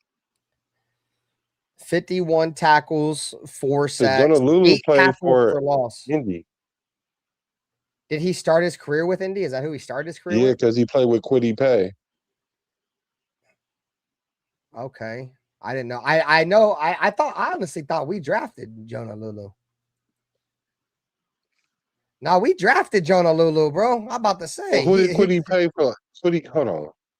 Jonah Lulu was drafted by us. We drafted him in 2024. No, he was an undrafted free agent in 2024. Started 7 games and had 1 sack. The linebacker from the Colts. Yeah, you're thinking about who? Abulu or Alubu. Like number 50 for the Colts. He's a special teams guy, a linebacker. I was gonna say, I think Jonah Lulu. So Jonah Lulu undrafted by the Raiders 2024, starting 7 games with 1 sack, 35 tackles, 15 solo, 3 tackles for loss. Last year he got a chance to started 15 games, 5 pass deflections too, chat. 5 pass deflections and 4 sacks with 51 tackles and 8 tackles for loss. 7 quarterback hits. That's not a bad fucking stat line, bro, for a young defensive tackle in his first fucking year. I'm actually impressed. We might actually have a defensive tackle. The thing is, I don't think Jonah Lulu can play nose in a 3-4. He's probably going to be a 3-4 end. That's interesting, bro. That's actually nice. I knew he had somewhat of a solid year, but now that I'm deep diving into the numbers, that's really impressive. The 5 pass deflections alone. You know what I'm saying? Sigana Luby from the Colts. Okay, I still know who the fuck that is. So Jonah Lulu, 6'5", 289. Yeah, that's really undersized to play. When you think of D tackle or nose tackles, bro, you're thinking 320. You know what I'm saying? At least 310, somewhere in there. So he's severely, but yeah, he'd be a nice. I mean, we'll see how that pans out. I mean, it's positionless football now, bro. Like the NFL is trying to go to the NBA, bro. Like they don't want positions anymore. So, anyways, guys, let's continue to move on. What was the next position we were going over? All right, defensive ends. All right, chat. So let's move on to defensive ends. We appreciate you guys once again spending your time with us tonight. It is currently 12 a.m. on the West Coast, 3 a.m. for all my brothers out there on the East Coast, man. We appreciate you guys, man, as always. We do this shit for you guys, bro. Otherwise, we'd be on this bitch talking to ourselves in a wall. So love you guys, man. Hit the like button, subscribe to all the channels, bro. Plenty of content coming forward. Once again, tomorrow night, the brethren, myself, Severe Raider, Alpha Kasi Raider live talking about Max Crosby being their 4th ranked edge in the National Football League, according to NFL execs and scouts and NFL players in general. And then Sunday, we will be live talking about Max Crosby being recruited by a young 49er fan. So we appreciate you guys as always. Plenty more content coming forward. Appreciate y'all. So let's see. Severe said he got drafted by Indy in the 7th, I think, but we claimed him off waivers when they cut him during the final roster cuts, I believe. Okay, so there it is right there. So it's he may have got drafted by Indianapolis Colts, but they cut him and we claimed him that year. So he's possibly he got drafted. It doesn't say that. It only just goes off who he played for. Yeah, he got claimed. He got because he got cut, but he was playing with Kwity Paye though. I knew Kwity Paye said that they played together. Okay, but so he just didn't make the final roster, right? Yeah. Okay. So that's Severe doing his homework. You feel me? Shout out to Severe. All right, guys. So let's look at the defensive ends. We're gonna go over the obvious makes. You guys can correct me if I'm wrong. Max Crosby, Kieron Crawford, Malcolm Kuntz, Kwity Paye. All right. Sure. So we're leaving. That leaves us with Cian Sloan, Jafari Harvey. And that's it in terms of just defensive ends. I think Cian Sloan gonna be a linebacker though, and so is like probably or outside linebacker. I seen him playing a lot of that in college. What up, Milka Beezy? Yeah, because he has no sacks. He don't have no sacks, so we don't bring a DN that has no sacks. So he's probably playing linebacker. So is Kieron Crawford probably playing linebacker too, but. And who else, bro? You know who needs to play linebacker, bro? Is Malcolm Kuntz. Yeah, there you go. See, our brains clicking there. Kuntz played outside linebacker, stand-up linebacker at Buffalo, dog. Ever since he's played defensive end, except for a handful of games under Antonio Pierce a few years back, he's not a defensive end, bro. He's an undersized defensive end, bro. Like I'm not saying he's an oversized defensive or an outside linebacker. I feel like Malcolm Kuntz he's better suited to play a 3-4. Would you say we have been playing out of position? Yeah, I think Malcolm Kuntz has been playing out of position. Yeah. So that year that he balled out, right? Where was he playing then? Defensive end. See, that's why they kept him there. Yeah, you could be right. Because when we drafted him out of Buffalo, we moved him from outside linebacker to defensive end. Because it was our scheme. We had Patrick Graham, and Patrick Graham didn't run 3-4. He ran 4-3. Yeah. So they've been playing Malcolm Kuntz out of position in my opinion. So I think Malcolm Kuntz, in my opinion, is more set up to play as a stand-up linebacker, bro. And I think the Raiders' best recipe for success, you guys can argue with me if you guys think I'm wrong, is putting Max Crosby. If you're going to really keep Max Crosby, which I still feel like there's probably going to be a trade at some point. If not, then I'm wrong. But anyways, that's a story for another day. I think the best chance for the Raiders to win is run 3-4, put Max Crosby at defensive end, and you put fucking Malcolm Kuntz as outside linebacker right next to fucking Max Crosby, and you let them rush every fucking time, bro. You let those two guys right next to each other rush. They have a great chemistry with one another. They vouch for each other. They love one another. Put those guys side by side. Let them work. You feel me? Let that chemistry show on the football field, because apparently to Kuntz and Max Crosby, they have a great relationship. Let's see that transition to the football field and let them play together, because in my opinion, they're our two best all-around pure pass rushers, bro. I mean, Malcolm Kuntz hasn't been healthy, right? But if he's healthy, I think he's still one of our best pure pass rushers. Put him and Crosby on the same fucking side and just let it fucking rock. If it don't work, it don't work, bro. But you put him there, bro. I might be wrong, but that's how I would run the roster. On the other end with mental reps, and that might be an issue. Boy, you put Kwity Paye on the other end and mental reps right next to him. Mental reps.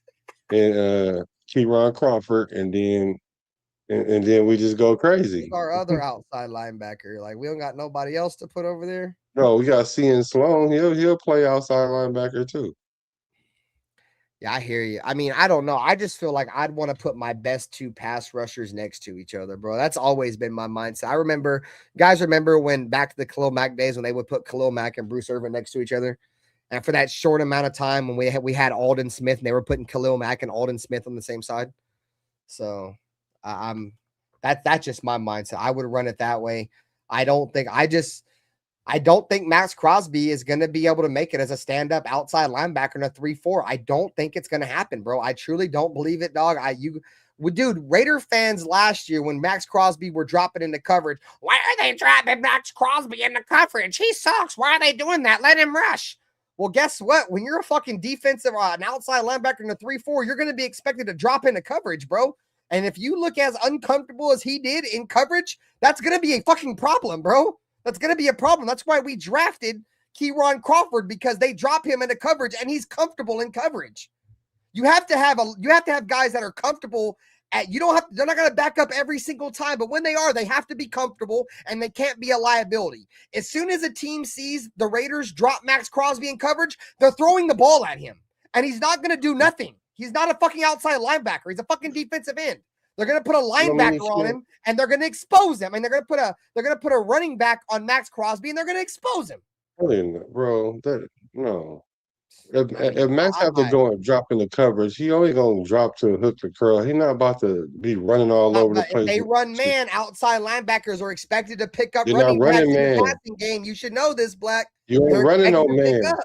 But they're not running a man. You never know when the situation is at hand. You're going to have to run a particular play, and if it's going to be man, he's going to have to guard a running back, and he's not guarding a running back. No, he's not. I mean, whatever. I mean, if he plays up stand up outside linebacker, at some point he's going to have to guard somebody. He's not going to have to play man on a running back. I promise you. They play man. He's going to have to play man. But they're not going to call man when he's the one that's dropping back. I mean, it's hard to predict the future. I mean, I hear you, bro. I've seen the Raiders do dumber shit, but I hear you. It's a scheme, bro.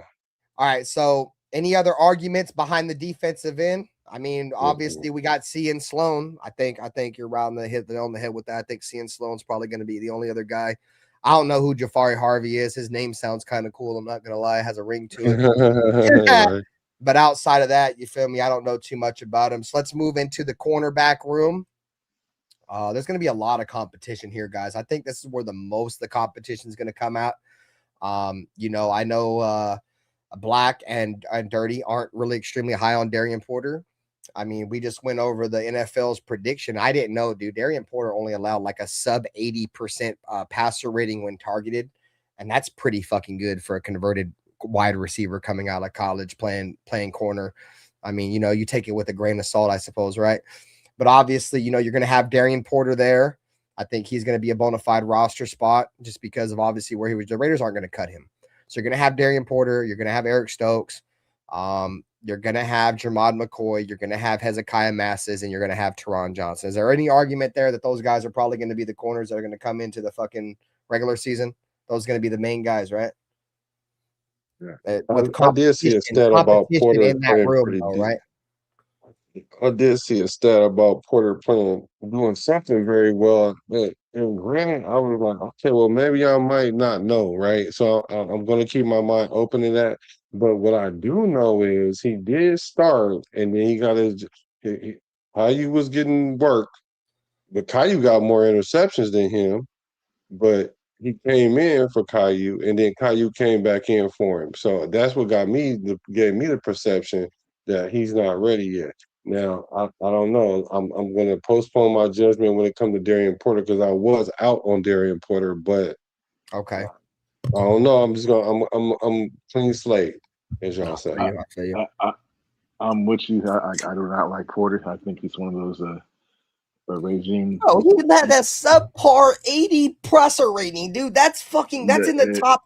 That's in the top 20 corners in the league. That was last year, but I think this regime. I feel you. Okay, I'll shut up. I'm a fan. That's all. This regime, it's not going to fit. It's just like every time we switch over regimes, the rosters, it doesn't match up with what the new vision is, and I think that's what we have here. But I do see them.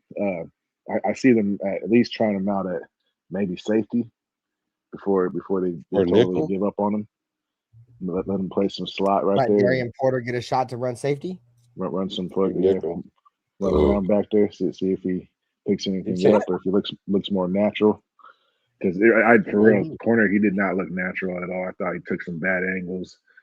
His instincts were lacking. It's like literally like his first year playing corner, though, Nate. Like you got to give him some kind of like, bro, like he can't. But then you can't say he's gonna be the starter next year if that's the case. I'm not saying he's gonna be the starter. I'm not saying no, not you. Okay, He's a projected starter right now. It's because the reason why though, Black, is because look on paper, dude. We don't have nobody. Man, at corner, we got a bunch of dude, because we're going off veteran. I mean, that might be the wrong term, but guys who have played right in the NFL, they're not going to go out and name Jermod McCoy right off the rip the starter over Darian Porter. They're not going to do that with Hezekiah Mysis, whoever the fuck this dude is here, respectfully. D-Cam, they're not going to do that because these dudes have very limited playing time, dude. Of course, they're going to be like Darian Porter is going to be the main dude because he got significant playing time last year. And the playing time that he got, he held quarterbacks to a subpar 80 rating. You know what I'm saying? Like, he's got some reputable numbers. These dudes ain't never done shit. That's the only reason why he's penciled in. That's the only reason why, respectfully to all these guys. That's the only reason why. These dudes ain't never did shit. I agree with you on that. That's all. That's the only point I'm trying to make. And that's the only point I was ever trying to argue with Darian Porter. It's that, like, Jermod McCoy, like, it's all based off what he can, what he may be able to do. Like, we don't know.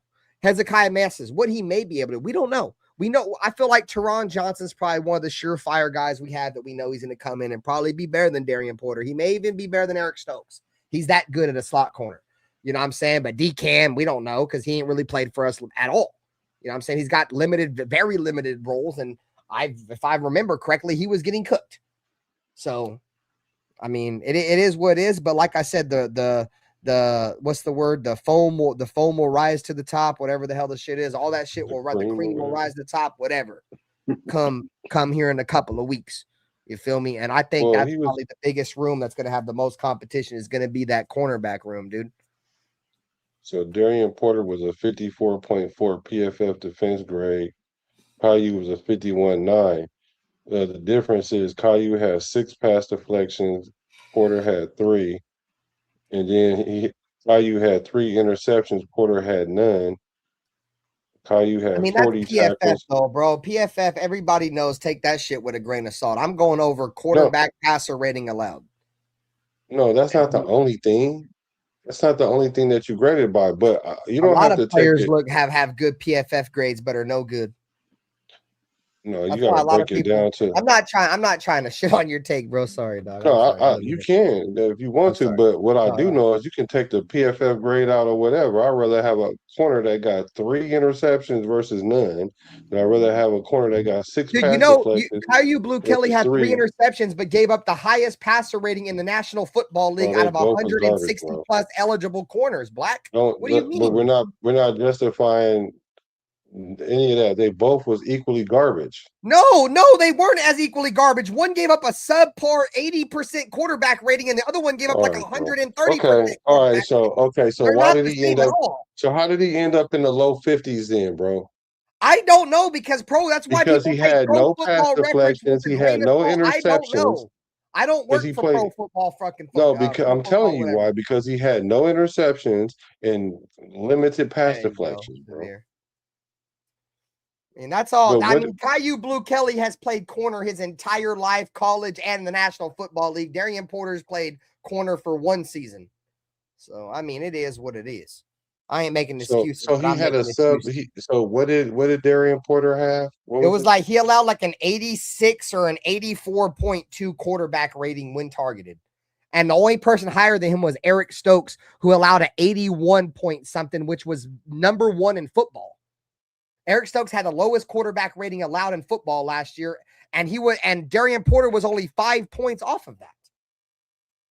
You know what I'm saying? So, I mean, I'm just going off passer rating. The only reason why I know that is I just did the NFL little review shit, their preview shit, and they mentioned all that shit. So I didn't know any of that shit neither. I didn't know Darian Porter played that well neither, bro, but he fucking did. I knew, I was like, okay, Darian Porter's playing all right, but I didn't know he was sub 80% passer rating type corner, dude. And he was, and that's impressive. That's especially for a guy that's only played corner, what was it, like 12 games in college and 1 year in the National Football League. You know, so So like I said, essentially, they're saying his issue is this is what Porter's issue is not the passing rating, which is a good. At least he can cover. That's good, right? yeah, I that's the give him point. that. That's what corners get paid to do, is cover. No. They All get right, paid go for ahead, what? go ahead, go In ahead. this Sorry, in dude. this Go ahead. league in the league now, they get paid to tackle too. But Yeah, I know. his He was a issue good is tackler too, though. his issue was he struggled in run defense, tackling consistency, or giving up like penalties. I don't know, but I don't know. I like.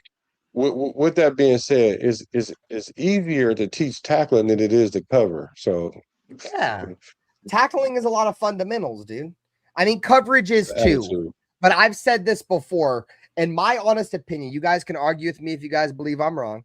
I think the 2 hardest positions, or maybe 3 hardest positions in the National Football League to learn as a rookie, is probably left tackle, quarterback, and cornerback. You know what I'm saying? Like cornerbacks, dude, they have to guess 99% of the time. You feel me? And if you guess wrong, you're giving up touchdowns. You know what I'm saying? Especially from, like I said, a guy that converted. You know, he's only been playing corner for a short amount of time. The thing is, he's got the NFL body. It's not just a Pete Carroll thing. And I see, oh, well, he's not a scheme fit because he was drafted by Pete Carroll, and Pete Carroll likes tall corners. Yes, Pete Carroll likes tall corners, dude, but the National Football League now is they want tall corners that can run. You know what I'm saying? It's not just a Pete Carroll thing. Pete Carroll just brought that to the National Football League. And he made that. He showed the importance of having a tall secondary. That's all Pete Carroll did. It's not just a Pete Carroll thing. That is a National Football League thing now. You're having fucking slot corners that are 6'4". Look at Kyle Hamilton, bro. He's a safety. He plays slot corner. He's 6'4". Look at the cocksucker up in Seattle they drafted last year. He's a safety. He plays slot corner. He's like 6'3". The NFL is getting to a taller, faster football robot fucking league, like Kubiak said with Brock Bowers, dude. You're having a lot of taller, faster dudes that you've never seen before, guys that are 6'4" that can run 4.3 when you've never seen that before, bro. It was always the little dudes that ran that. Now you're having these dudes coming out, and those are the unicorns, bro. Those are the unicorns. Those are the guys that if you can find the right one and he's a system fit, it's different, bro. It's different, bro. So That's what I'm saying. Tackling is an attitude. Yeah, tackling is an attitude. You just gotta want to do that. But so they saying Porter, his passing grade was 52, his coverage grade, and his run defense grade is 59.5. And they're essentially saying like PFF don't just grade when the quarterback targets just that guy. They grade it completely on even if the ball don't go to that guy or other metrics than just that. So it's a more comprehensive metric. All I'm saying is this though. Either way it go, like he's completion because the 86 grade is average, and that's pretty good for a first year corner. Like I get that. So now he just got to he has to step his game up a level though, for sure. And I think he can do it. I mean, we'll see. Yeah, so Rebel checked me with the quarterback rating. It wasn't quarterback rating. I believe Eric Stokes was number 1 in completion percentage allowed. So you got me on that. It's all good. I'm glad I got you to correct me, bro. I knew it was one of them. It's completion percentage. All right, so let's continue to move on. It's 12 o'clock in the morning. I don't want to keep people around too much later. We're gonna go over the safeties. Actually, we didn't even do the linebackers yet. We've already covered the course. Go over the linebackers. So we're going to look at the linebackers on the current Raiders roster. We're going to go over, I think, the guys that are for sure fires to make the roster. Then we'll talk about everybody else. Quay Walker, Cody Lindenberg. He's going to make because of special teams. Just keep that in mind. He's our special teams ace. He's a Pro Bowl special teamer. You have Nakobe Dean. So I think those are the only 3 guys that for sure have a spot right now. Quay Walker, Nakobe Dean, and Cody Lindenberg. That leaves you with Chris Thomas, Xavier Sori, Segun Alubi, Cameron McCrone, Tommy Eichenberg, Brennan Jackson. This guy, Brennan Jackson, he might have a real shot, bro. He's an athletic fucking freak, dude. He's 6'4". He's an animal, and he runs extremely fast. If he can find a way to just learn a little bit of football, he might be special for the Raiders, but that's a story for another show. And then Tommy Eichenberg.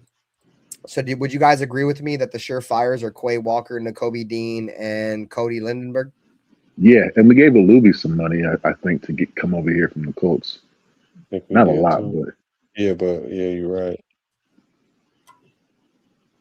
So who do you think there's going to be? So the competition's going to be between Brennan Jackson. It's bro, you know, this is the worry position for me with the Raiders, bro, is we have no depth, bro, in terms of starting depth. This is it. We got Nakobe Dean and Quay Walker, dog. And then the talent level drops off significantly. I mean, significantly, dude. It's not even close, bro. So, you know, that's the one thing that worries about me with this team. You know, one thing about me, I'm glad I'm not going in with the expectation that our defense is going to be very good anyway. So even if they get injured, which I hope they don't, and our defense sucks, I think our defense is going to suck anyway. So anyways, yeah, I mean, I think Brennan Jackson's going to have a chance to compete. Tommy Eichenberg, drafted by the Raiders. Obviously, he's going to want to make the team with his brother Cody Lindenberg making the squad. You feel me? And they're not really related. Their names just sound similar, chat.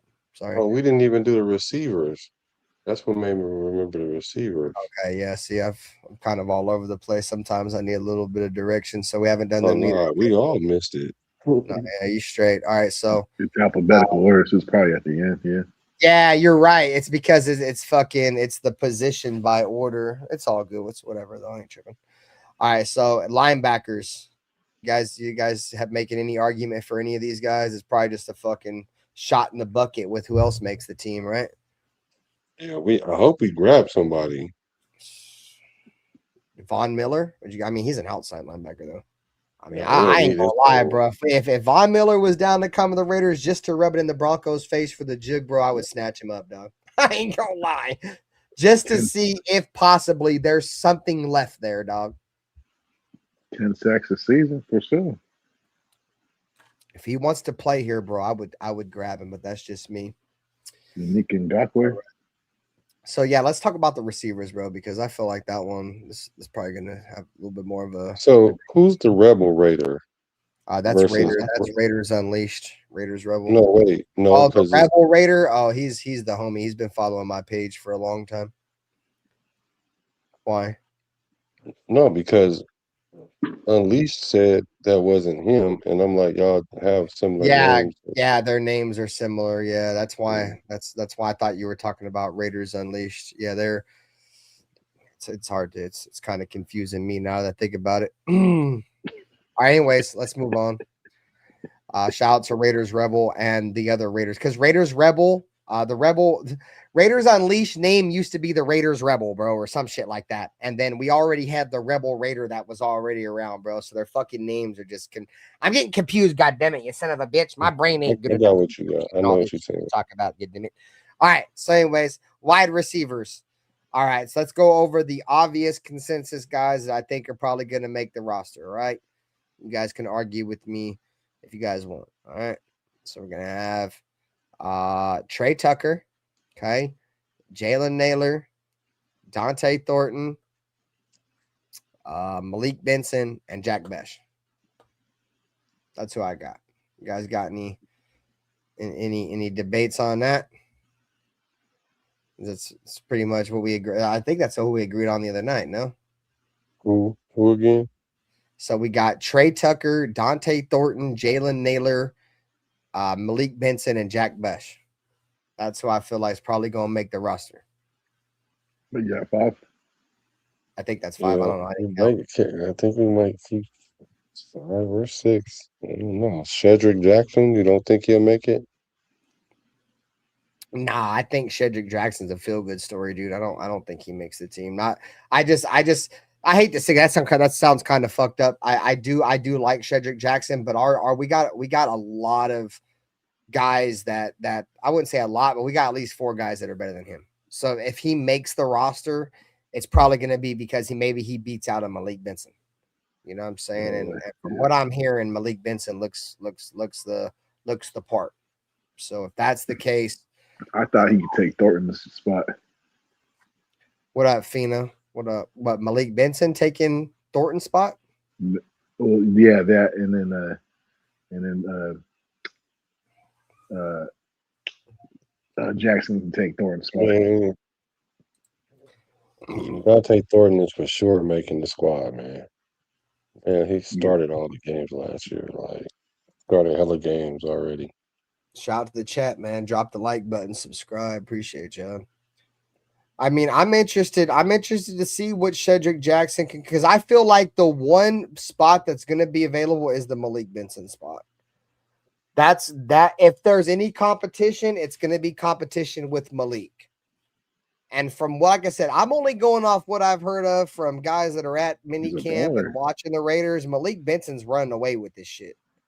You know what I'm saying? That's the only reason why I penciled him in.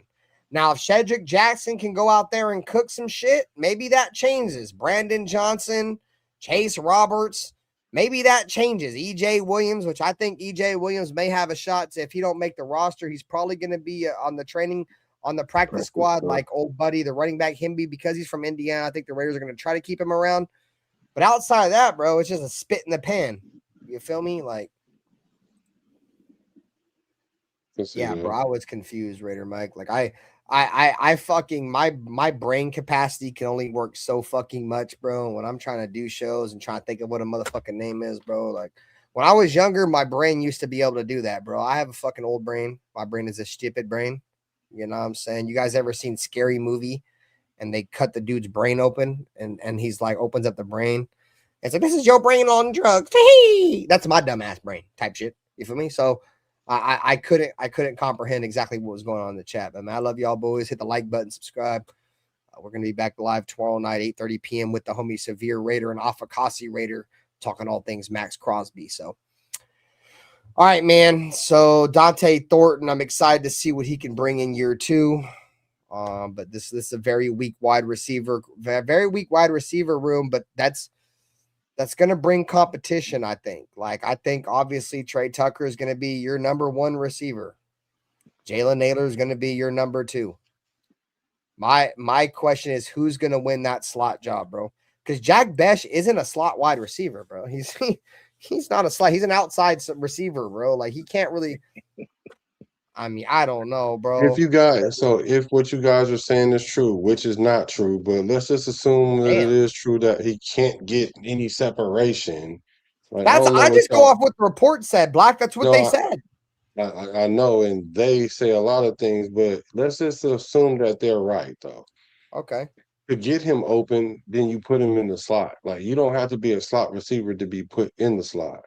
Like, just like Randy Moss, the year that he got all them touchdowns, he was playing slot a lot of those times because it gives you the ability to maneuver before you get to the defender, or you can run through the zone or whatever. And I think Besh is going to be good for that. He's going to be a possession receiver. He's not a boundary receiver. Now, if you guys expect him to run by the corner all the time and get separation that way, no, that's what you got Dante Thornton for.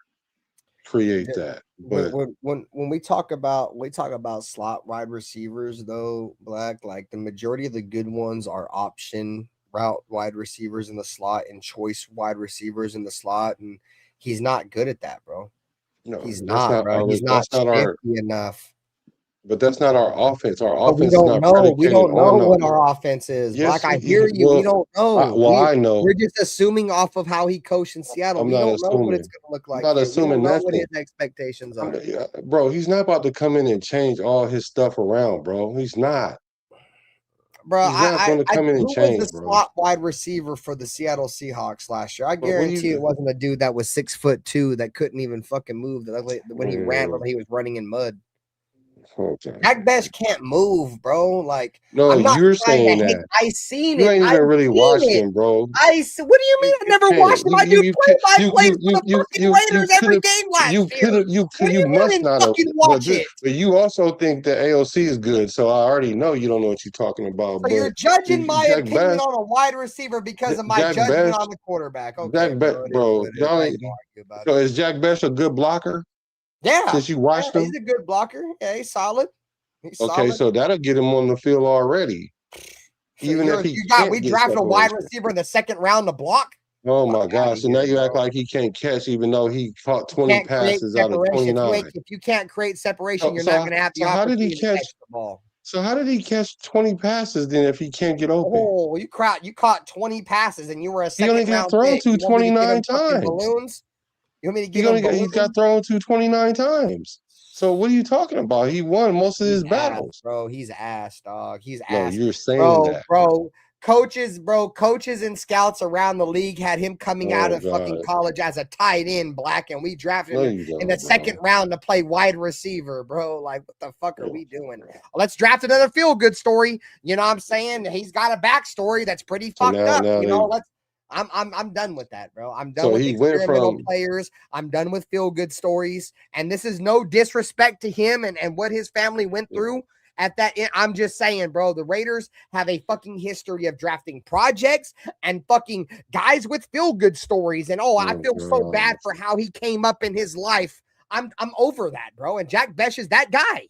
He fits that fucking ain't nobody mantra. bringing that up, bro. I don't even care about that part. Because everybody else I don't is even too care about sensitive that to bring part. I'm that gonna shit ask up, you, how dog. does a wide receiver that can't get open catch 20 out of 29 passes?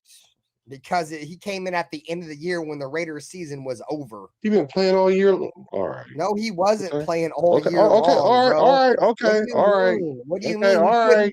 He didn't even get to play until the end of the year with the rest of the fucking second round picks that we drafted with him, with Carlos Rogers and Charles Grant, two other fucking busts. Okay. Till proven otherwise, bro. Okay. I love Spytech, bro. I like this draft class, bro. But this dude deserves a lot of shit for what he drafted last year, bro. And especially like y'all are shitting on Darian Porter. So for y'all that are shitting on Darian Porter was a bad pick. A lot of people said Ashton Jeanty. You don't draft Ashton Jeanty that high, right? Ashton Jeanty was a bad pick. Fucking Jack Best was a bad pick. Carlos Rogers, Charles Grant. There was pretty much no good players that were drafted by the Raiders last year. Besides Ashton. If we're just being honest, that entire draft class last year sucked. Am I wrong? Who else was good? Nobody. Nobody, dog. Jack Best played 16 games last year. Yeah, and there's 18 games. So he played in 16 games, had 20 catches as a second round pick. Bro, our main receivers couldn't even catch the ball. Got busy. I mean, Tucker did his thuggy. Tucker. Swear 700 yards is doing your ducky. I mean, when you ain't got no quarterback, you got Geno Smith throwing the ball. It's not Geno. You're right. You're right. No, I don't know, bro. I just whatever happens, bro, this year. I just want the Raiders to win some games. We didn't cover the safeties, bro. I'm gonna cover this shit quick. It's 12:30 in the morning. I'm gonna go lay the fuck down. Bonafide guys, I'm penciling in right now. Tre'Davious Stooks, Isaiah Pola-Mao, and I'm gonna Jeremy. So Tre'Davious Stooks, Isaiah Pola-Mao, Jeremy Chin. So that leaves Tristan McCullum, Dalton Johnson, Devin Lafayette, and that's it. Shout out to Oasis Dino in the building, bro. I appreciate you, guys. So I like Tristan McCullum. The Raider, I think that's another guy the Raiders gave another contract to underneath this regime was Tristan McCullum. Very athletic. He's like Isaiah Pola-Mao, but with a little bit of coverage. 6'3", 6'4", can run like a gazelle. Got instinct. Yes. So I think he might be what may take over for Pola-Mao. I think Dalton Johnson is the feel-good story because he played with Tre'Davious Stooks, so we got to see how he performs. But I think, because I mean, people are already claiming Dalton Johnson is going to make the roster. He is. What are you talking about? What do you mean he is? That's because you don't Nothing even is know how he play guaranteed. either. What are You you don't know talking how he about? play either. You don't know how he play That's either. crazy, Then. bro. You're the absolute Let's opposite of bet. Clint Let's bet. Kubiak. You say Let's just everybody's bet. going to Let's make just the bet. team Let's and just don't have bet, to bro. earn Fuck, shit. And forget Clint all that. Kubiak Let's just making bet, people earn bro. it. Let's just bet he make the squad, bro. Let's just bet. What? Let's You're just bet. giving him a Since you're so roster spot? positive, I'm let's not just bet. giving nobody shit. Let's He's just gonna have bet to he earn make the squad, bro. Let's just bet. Since you're so confident about it and I feeling don't good know, but about to it, just let's crown bet. him making a 53-man roster as a Let's 5th or bet. 6th round pick is kind of crazy. It's not even close, bro. Bro, he's definitely gonna I make it. don't know. I'm not You don't so know. surefire Did on they get this. him before Masses? I don't Well, know. they don't even play the same. First of all, Dalton Johnson is a safety, a free safety at that. He plays free safety Bro, just I like seen the Raiders take Lynn Bowden, dude, in the 2nd round and trade him before the season even started. I know they play different positions, but what was the value for Dalton? Was that a 5th I round? don't know. You I mean? don't know. I like Dalton Johnson, but I feel like he's a feel-good story because he's fucking best friends with Traydon Stooks. Oh, Why- look, they're buddies. They're on the same team. That's so He was a cool. reach. But that makes them winners. They're gonna come over here and win together. Man, fuck out of here. I ain't hearing none of that shit. You don't even know how he played, I bro. don't give a no, I don't know, and I don't claim to know. I'm just saying I'm not for feel-good stories, bro. Right. Feel-good stories never So work you're out going for off us, your so it is what feelings. it is. If he makes the team, he makes the team. If he don't, he don't. I like Tristan McCullum way over Dalton Johnson. I haven't even I bet you he don't make it. I seen Tristan McCullum win a Super I Bowl. bet you ain't he never seen don't Dalton make it. Johnson. I bet you he don't make it over Dalton Johnson. Palms a baller. We'll see. We'll see. I ain't a betting man, bro. I'm not gonna come on here and make no bets, bro. No, That it don't could make be either a friendly one bet. of It us ain't better gotta than the be next on man, bro. nothing. You can sit here and keep saying making bets and It could making be a bets, bro. man's I don't bet. care about making no bets, bro. Do some push-ups or That shit something. don't mean nothing to me, bro. Yeah, That bet you some don't mean fucking nothing to me, push-ups. It's gang. time for you to go to bed. You're getting a little grumpy man. now.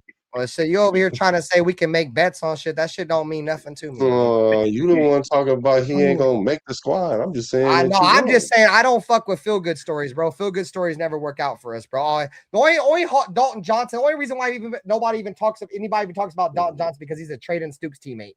Otherwise, nobody would even give a fuck, bro. He would just be another player on the roster. Well, most people don't know what the hell they're looking at anyway, so it don't matter. I don't mean to be aggressive, but goddamn, bro, I'm not gonna come out here and just give people roster spots, Black. And to me, it seems like you're just giving people roster spots. You're giving a person that don't nobody know about.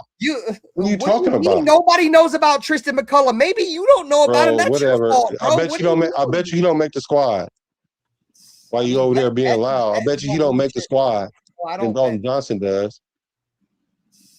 I bet you that happens. I have to choose between Dalton Johnson and Tristan McCullum. I'm taking Tristan McCullum. He's a Super Bowl winning. And I bet you you're wrong. I bet you Dalton Johnson make the squad before McCullum does. Promise you that. I mean, time will tell. May the cream rise to the crop. I don't really care who the name is on the back of the jersey. I care about the shield on the side of the helmet. I care about the wins and losses in the column. I don't care about the box score. So I'm out of here. With that being said, love y'all boys. It's always a great debate as always. I'm all right now. Severe. I know Severe with Black and myself. It's going to be a great show tomorrow. I know Nutty Raider Nate's going to be there. Afakasi will be there. It's going to be tomorrow night's going to be lit. You think tonight was a debate? Shit. Wait for tomorrow, man. Hopefully we'll get Dirty back, man. Shout out to Dirty and his family. I know they're having a birthday celebration over there, man. So shout out to them. Love you guys, man. You guys know we are going to be the most consistent content creator network on YouTube going forward. I promise y'all that.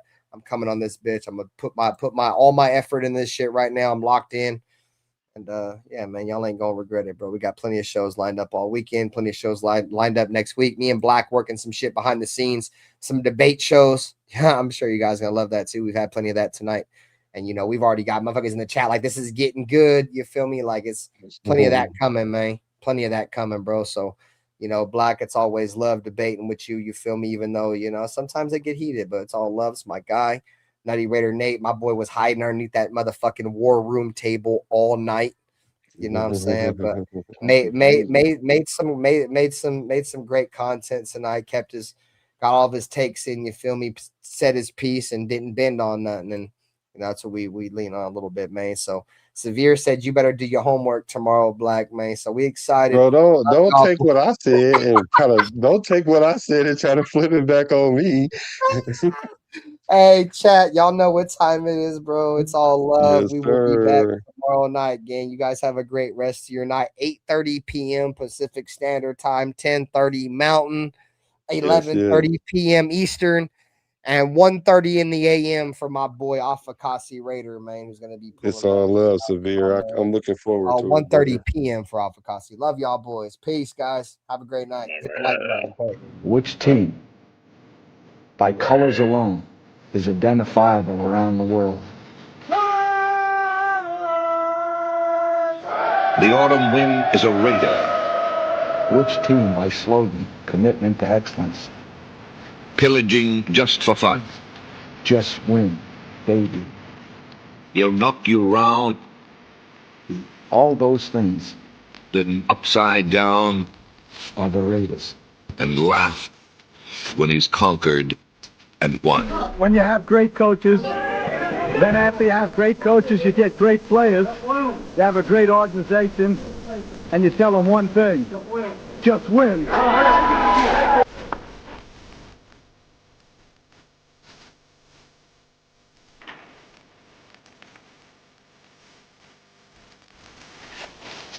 He's blown up. Raider.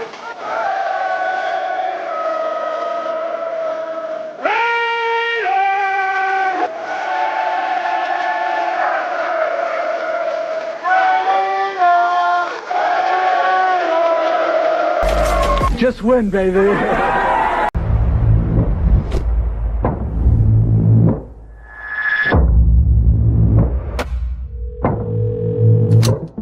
The greatest offseason for a single team in NFL history. Raiders not only have the number 1 overall pick, they have taken every single round of the draft. Welcome to the dark side, my friend. Let's go, baby. Raiders select Ashton Jenkins. Houston, Bowers made the catch. Running, reached the 5, touchdown.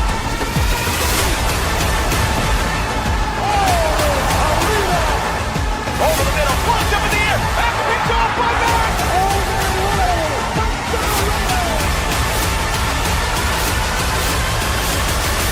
The greatness of the Raiders is in its future.